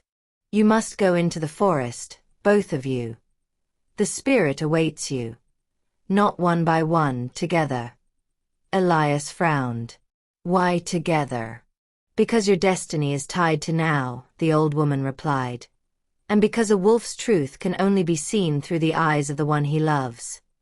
The words floated in the air like an echo. 𝖭𝖗𝖗 blushed, looking back. They set off at dawn, when the sky was still blue-black and the moon stubbornly remained in the sky like a tooth of light. The forest awaited them, massive, silent, frozen. As they walked, the air became denser, more alive, as if thousands of unseen eyes were watching them. 𝖭𝖗𝖗 felt shivers that had nothing to do with the cold. Every time she touched a tree, she felt vibrations, like a heart beating in the wood. "Elias, I think the forest really is talking to me." "What is it telling you?" he asked in a low voice. "I don't know. There are no words. It's like a hand guiding me. Like a murmur." "Then follow him," he said. They walked for another 2 hours until they reached a perfectly round white clearing, where the snow seemed untouched. There, in the middle, a white, luminous silhouette rose from the trees. He looked like an old man made of wind, wearing a cloak of light and ice pelts. His face was so old that it seemed carved from the first day of the world. Elias knelt immediately, and 𝖭𝖗𝖗 remained paralyzed in place, unable to breathe. The spirit spoke, and his voice sounded like all the seasons combined. "You have come, my children. Finally." Elias looked up. "Why was I called?" The spirit touched his forehead with a blade of light. "Because your blood is prepared. But you cannot step into the future without leaving your past. The blood of wolves is neither a curse nor a gift. It is a path. And this girl is your key." 𝖭𝖗𝖗 flinched. "Me? But I am nothing special." The spirit looked at her gently. "Yes, you are. You are the one who can see the world between worlds. You are the one the forest has chosen as a witness. Your destiny is bound to him not by blood, but by heart. Elias took her hand, trembling. Alina, the spirit speaks the truth. I love you more than I could ever tell you. But if you stay with me, you will walk a path that is not easy. You can lose everything. You can gain everything. But you will not stay between worlds. You will have to choose. The spirit bows its head. Choose. Child, do you follow this son of the forest? Or do you return to the world of people? Alina feels the forest touching her mind. The trees, the wind, the snow, everything murmured almost like a plea. She looked into Elias's eyes, those gray-gold eyes that shone like heated metal. And for the first time you don't feel fear. You feel destiny. I will follow you, Elias, she said, no matter where the path leads. The forest spirit smiled, and a warm wind rose from all around, impossible for Siberia. Then the journey begins now. Chapter 23. Aliona's Prophecy. Old Aliona's hut was lit only by the smoldering fire in the stove. The wood crackled softly, and the shadows danced on the walls, elongated, almost human.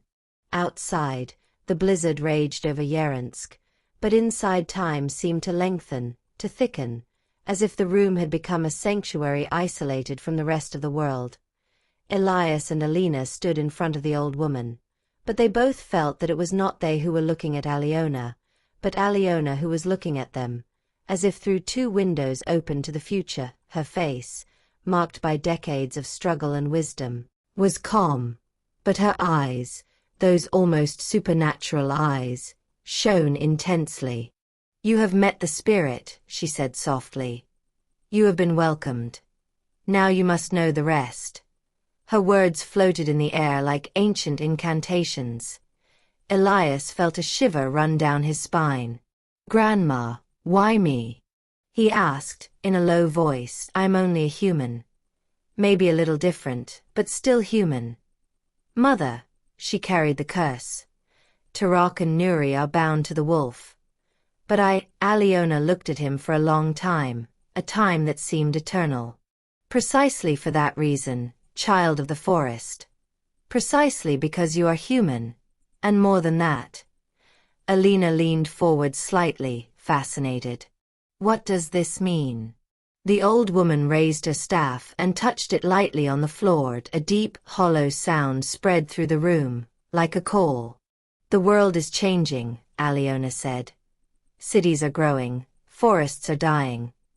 People no longer hear the song of the wind, and animals can no longer speak the ancient wisdom. Magic, that bridge between the human soul and the soul of nature, is breaking slowly, but surely. She then looked at Elias. And you are born precisely between these two worlds. The young man shook his head. But I can't save anything. I'm not a hero. I'm neither a wolf nor a spirit. I'm just Elias Turner. Aliona smiled, but it was a sad smile. No savior knows he is a savior before his first choice. He took out an object wrapped in leather from a small box. He carefully unwrapped it. Inside was an old necklace, made of 2 wolf fangs connected by a thin band of carved bone. Signs were engraved on the bone, fine serpentines, like lost runes. This, Aliona said, belonged to the firstborn of our race from the time when the bond between man and wolf was still young. He is the symbol of the bridge, the one who can speak both languages, the one who can understand both worlds. Elias looked at him without daring to touch. But, why are you showing me this? Because it is yours, Elias. It was yours before you were born. The young man took a deep breath as if he had been hit. Me. 𝖂𝖃 doesn't make sense. He has. More than you can imagine. You are not just the son of 𝖂𝖃𝖃 and Bobby Turner. You are the living link between the spirit of the forest and the heart of the city. Alina flinched. The city. How can someone be connected to both? Aliona looked at her, and a glimmer of understanding lit up in her eyes. Because the world is not divided in two as people think.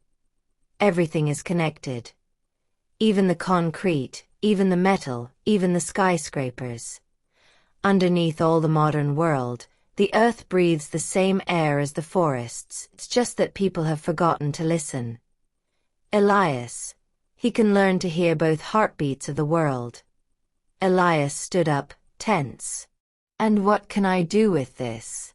What do you want from me? I don't want it, 𝖂𝖗𝖗𝖐 said. The world wants it. The spirit wants it. And especially, your blood wants it. Because both live in you, the strength of the city and the balance of the forest. The young man ran his hand through his hair and began to walk around the room. I can't. I'm not ready. I don't know anything about prophecies, about magic, about destiny. And yet you carry it. And yet it calls you. And yet you are here, although you could have stayed in New York, in comfort and light. I came because 𝖭𝖃 called me. And you listened. Because the blood in you responds. Elias fell silent. Alina watched him with a tight heart. In his eyes she saw the struggle, between the desire for normality, urban life, responsibilities and the fear of the power that was following him. She loved him. But she saw him, perhaps for the first time, as someone bigger than everyday life, someone destined to change something real, profound. 𝖂𝖗𝖗𝖐 cleared her throat. Do you want to know the prophecy? Elias stopped. Yes. The old woman closed her eyes and spoke slowly, as if each word was taken from a sacred place. When the child between wolves and humans is born, he will carry the memory of the forest in his eyes and the power of the city in his heart. When the world forgets the voice of nature and the wind cries over the cold earth, he will be the bridge. He will speak the language of animals and the language of humans. He will decide whether the world remains whole or breaks forever. Silence fell like a heavy cloak. Elias felt all the air tighten in his chest. Must I choose? The fate of the world? No one is asking you to do this today, 𝖂𝖗𝖗𝖐 said. But the time is approaching, and the city, forces that do not believe in magic are beginning to find out about you. Rivals, enemies, people who want power are approaching. They would tear the world apart for a few secrets. Elias closed his eyes. He felt his blood hot in his veins, as if the struggles of his ancestors were awakening in him. What should I do? 𝖂𝖗𝖗𝖐 handed him the necklace. Accept who you are. Take your place between wolves and people. You will be between worlds, yes. But you could unite what no one else could. He hesitated, but Alina stood up and touched his arm. Elias, you are not alone. Whatever you choose, I will go with you. The old woman looked at them both. See. That is why the prophecy is not just about him. 𝖂𝖗𝖃 can exist without two pillars. He is one, you are the other. Alina felt her cheeks heat up. Me. But I do not have wolf blood. And you don't have to. You have what the modern world has lost, the ability to believe. The ability to listen, to see beyond appearances. That is why the forest chose you. Elias looked at the long necklace, as if it were a living soul. If I take it, I am no longer just a human, am I? 𝖂𝖗𝖗𝖐 came closer. You will be what you are meant to be, nothing more, nothing less. But you will not lose your humanity. You will strengthen it. Finally, Elias reached out and touched the necklace. Soon as his fingers touched the carved bone, a wave of heat ran through his body. Like a pulse. Like an answer. The forest had recognized him. 𝖂𝖗𝖗𝖐 nodded. The bridge between the worlds has awakened. Elias looked up at Alina, and in his eyes shone not only fear and doubt, but also a new strength, a beginning. What do we do now? He asked. 𝖂𝖗𝖗𝖐 raised her staff. Now, we prepare you. Because the world will not easily accept what you are. and neither the city nor the forest are prepared for the coming storm. The fire crackled, and outside the blizzard intensified, as if the whole sky was listening. But you, Elias Turner, are the only one who can reconcile the two worlds or destroy them. And so the prophecy began to fulfill itself. Chapter 24. The Last Howl. The tundra wind blew like a knife through the frozen forest, cutting through the dense air of the Siberian night. The sky was a heavy, uniform curtain, starless, as if the whole world had held its breath before a foreboding tragedy. Elias and 𝖭𝖏 had barely returned to 𝕭𝖃's hut after the pre-winter ritual when the earth vibrated with a strange restlessness. It was as if the usually protective forest had turned its head to one side, listening to something unseen. The wolves were fidgeting nervously. The fire crackled strangely, no one spoke. Elias felt a knot in his chest, presentiment. 𝕭𝖃, sitting on a hand-carved chair, stared into the flames, as if he had glimpsed through them a vision he did not want to share. His usually clear and commanding eyes had a misty bluish, a sign that the spirit of the forest was whispering something serious to her.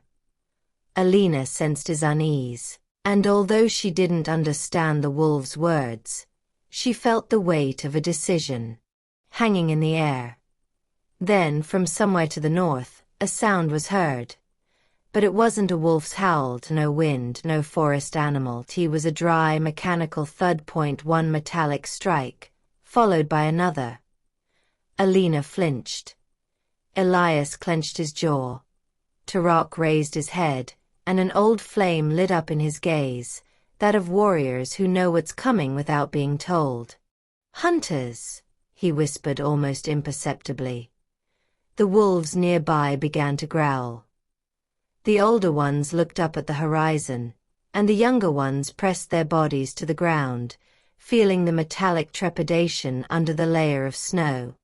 Elias felt a warm pulse rise up his spine, like an ancient breath awakening within him. It was not anger, it was the call of the blood, the call of the wolf, the call of the ancestors. But this call did not come to invite him to flee, but to fight. "We must leave," 𝖭𝖏 said in a low but determined voice. "I am close." 𝕭𝖃 did not move. His eyes were fixed on the part of the forest where the noises were becoming clearer. He blinked rarely, with the solemnity of a wise man who knows the end is coming, but is not afraid. "I will not run," he said softly, in a voice that had the weight of the earth. Elias stood up suddenly. "Then I will fight you." But 𝕭𝖃 raised a hand, a gentle gesture and yet so authoritative that Elias stopped as if struck. "Son, this is my fight. Yours is just beginning." The sound of metal footsteps, of weapons, of trained dogs pierced the air like an open wound. 𝖭𝖏 put her hand on Elias's arm, but not to stop him, but because she too felt what was coming. "Elias, they will kill him. We can't just stand there." Elias took a deep breath. Every fiber of his body pushed him toward 𝕭𝖃, toward fight, toward protection. But a voice came from within him, just like the night the power of the ancestors had awakened, a warm, ancient voice that told him that one path must be opened and another must be closed. 𝕭𝖃 stepped outside the hut. The snow creaked under his weight. His stance was upright, noble, a mixture of old man and eternal animal. In his right hand he held the wolf staff, carved by 𝖭𝖏 𝖔𝖃 was. More symbol than weapon, and yet it seemed to pulse. Elias had started after him, but 𝕭𝖃 reached out again, stopping him. "You are the bridge between the worlds," he said in a deep voice. "I am the last stop on the old path. Let me finish my journey." An orange flashlight beam pierced the forest. Then another, and another. The hunters were entering sacred territory. It was a violation that the forest did not forgive, a wound that the wolves felt like an affront. The first hunter stepped out into the clearing. He had a massive weapon, an infrared rifle. The dogs ran ahead of him, with metal fangs and injected eyes. 𝕭𝖃 took a deep breath. Then, without a word, he transformed. Not completely into a wolf, not completely into a man, but into that intermediate, sacred form that only the oldest brothers could wear, a form in which the spirit of the wolf intertwined with the body of a man, a manifestation of everything that their brotherhood had ever been. The hunter was stunned for a moment. What the hell? Then he fired. The gunfire echoed through the forest like an explosion. 𝕭𝖃 moved quickly, but the bullet hit him in the shoulder. He writhed for a moment, then lunged at the dog that had leapt toward him. The dog was thrown aside, but two more approached. Elias felt something inside him break, an instinct, an old pain, but also a sharp understanding that if he intervened, 𝕭𝖃's death would no longer have the meaning the old man had accepted. This was his sacrifice. The sacrifice of the old alpha for the new. But when the second bullet hit 𝕭𝖃 in the chest, Elias howled, a human howl, but also wolfish, a howl the forest had never heard before. Alina looked at him, shocked. Elias's eyes were changing. His pupils were becoming vertical. His skin was throbbing. The air around him was vibrating. The earth seemed to tilt under the weight of what was happening. 𝕭𝖃, on his knees, turned his head towards him and smiled. Your time has come, granddaughter. Then, the last hunter raised his weapon, short flame, a dry noise, and 𝕭𝖃 fell. His body collapsed into the white snow, like a torn patch of night. Time stopped. Elias felt his knees giving way, but he did not fall. Something rose from his chest, a power that was not anger, nor pure pain. It was a call. The final call of a wolf who becomes a leader. The call of the one who loses in order to become. The wolves around him, hidden among the trees, all rose simultaneously, one by one, in silence, as if responding to a mysterious command. Elias stepped forward. His feet made deep tracks, as if the ground recognized him in his gaze. The hunters felt something that no man could explain, not terror, but submission. Not fear, but the instinct that before them was something that could not be understood, nor defeated. Elias raised his head to the black sky. And then it happened, a howl was born in his chest. But it was not just his, it was the howl of 𝕭𝖃, of Sion, of Aliona, of all the wolves who had lived and died in that forest. It was the howl of a lineage as old as the tundra, a howl that intertwined the past, the present and the future. It was the howl that said, I am the new guardian.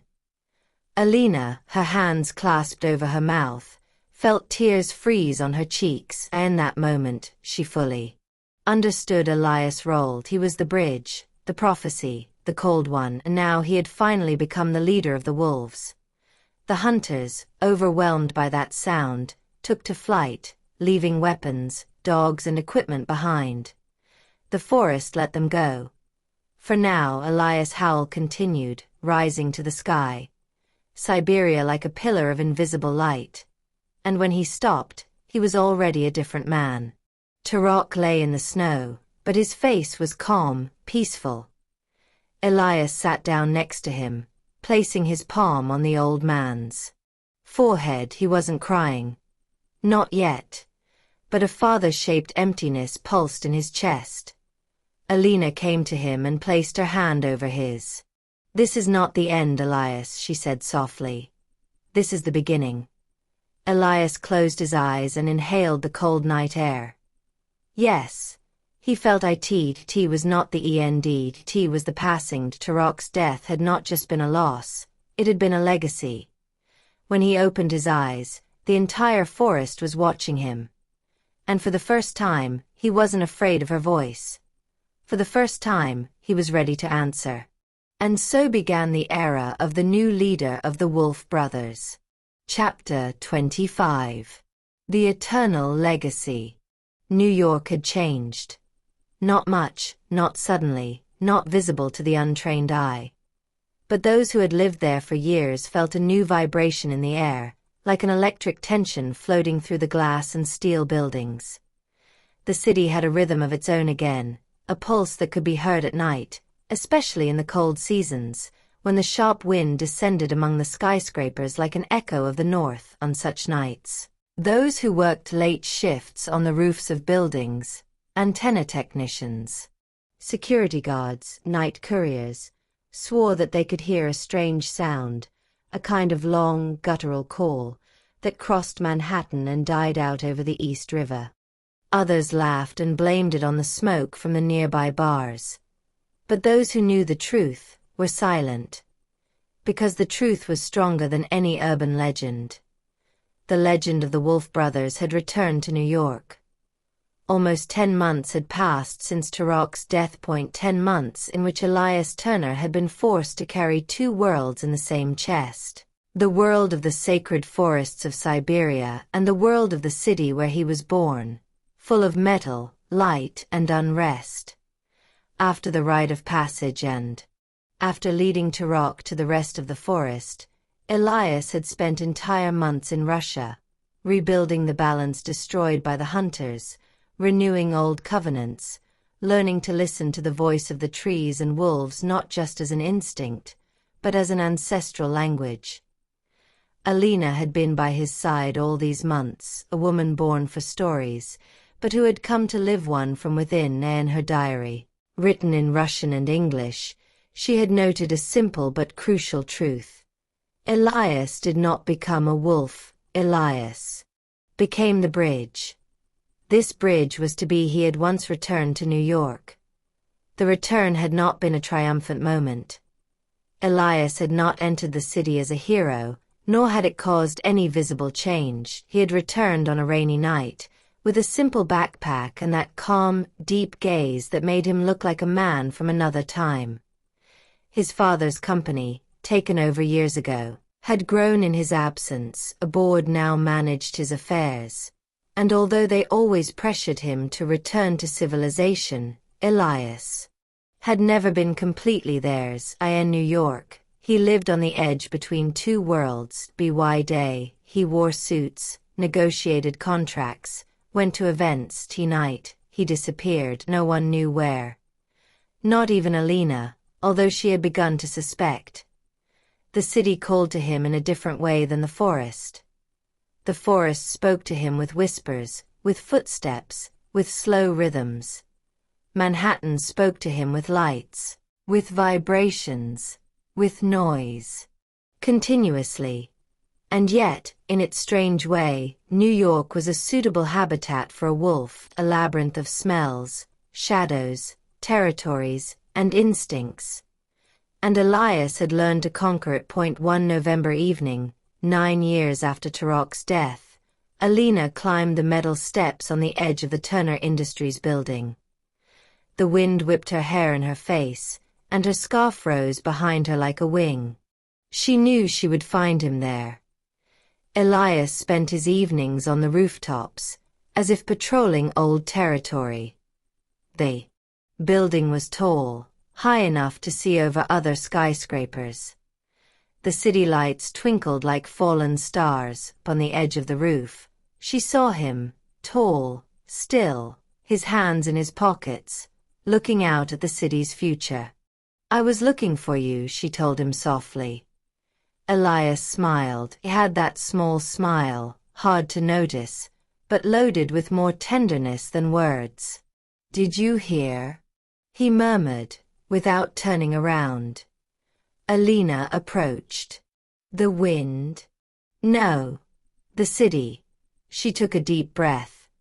She had heard something too, an echo, sound that didn't resemble trams or sirens, sound that came from the heart of Manhattan, but rose to the sky like a warning.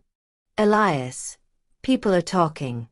Some say you were seen running across rooftops at night, faster than an ordinary person. That you jumped between 2 buildings as if there was no distance. That you howled." Elias didn't answer. He just looked down at the city, like an animal studying its prey, or perhaps its own responsibility. "If people find out," she continued, "what will happen to you?" The truth. He asked calmly. I'm the last, and no one can hunt me anymore. But I can try. Elias turned his head to her. There was peace in his eyes. Not pride, not defiance, but the certainty of a man who had accepted his destiny. It's okay, I have Tarak's legacy, Aliona's legacy, my mother's, and the city's legacy. I can't hide anymore. Alina felt it. Elias was no longer the man running from two worlds, he was the man who represented them.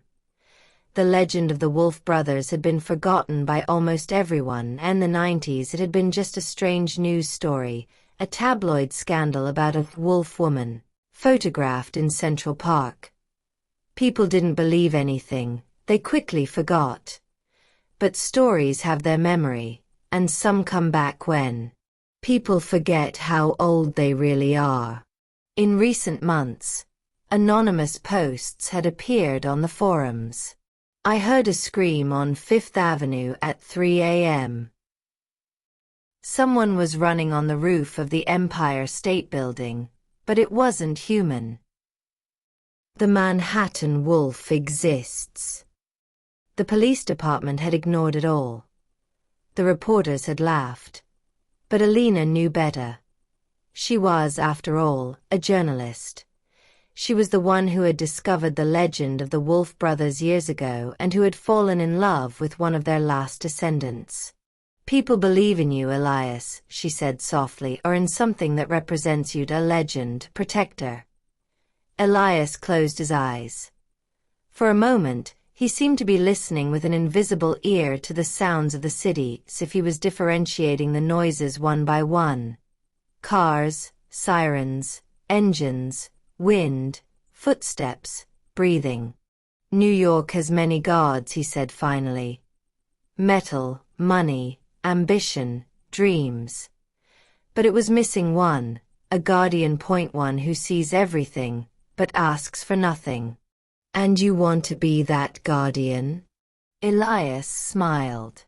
I don't want to. I am. That evening, as the cold mists descended over the East River, Alina returned to her Brooklyn office to write. But Elias climbed higher, to the highest point he could find. The Rockefeller Building, the Chrysler Tower, the roof of the Empire State Building. Manhattan was full of high thrones, and Elias knew them all. He stopped on one of them, the wind whipping his face. He was dressed in simple black clothes, but there was a beast in his gaze. His eyelids narrowed. His hand touched the edge of the roof, as if saluting the city. And then he leaned back, took a deep breath, and from his chest rose that sound, the sound that only forests had known before. It howled, clean, powerful, perfect. It wasn't a wolf's howl. Not a human howl. There was something in between, a bridge. The howl went through the air, passing through the buildings, made the windows tremble. Epilogue. Manhattan was moving on as always. Taxis honked, billboards flickered in Times Square, and the sea of people flowed through the city without suspecting the hidden burden of its last guardian. For the many, New York was just a jungle of glass and steel. But for the few, those who knew the stories that are not told out loud, the city had become a border between worlds. Elias Turner watched the night from the roof of the Turner Industries building. An empire he had taken over not only out of obligation, but also out of a desire to protect a city that did not know it needed protection. The cold evening air smelled differently to him than to others. He felt the metal of the bridges, the distant smell of the oceans, the animal pulse of the metropolis. After Tarak's death, something inside him had changed forever. The howl he had let out that night had been the beginning of a silent metamorphosis, not a transformation of the body, but one of the soul. He was not a wolf, but not just a human either. He was the bridge that Aliona, the old she-wolf, with eyes like melted snow, had spoken of. Sion looked at him with pride, although a trace of fear always burned in her eyes. She knew that her son's path was different from that of mortals. Even if the curse had ended for her, the gift, that connection with the forest, with the ancestral instinct, continued in Elias. Alina Petrova, the woman who had discovered his secret and chosen him over glory, stood close to him.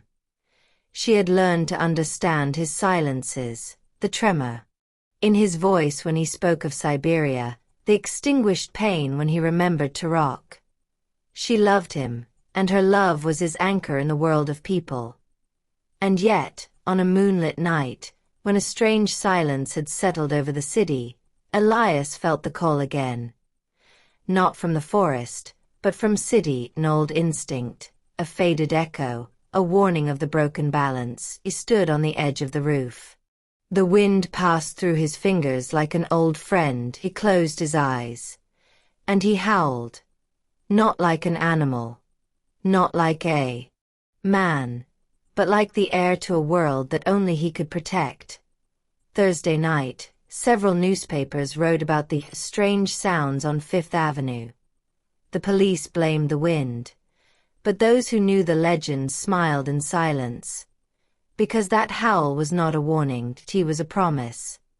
The Wolf brothers would watch over New York as long as the last wolf lived.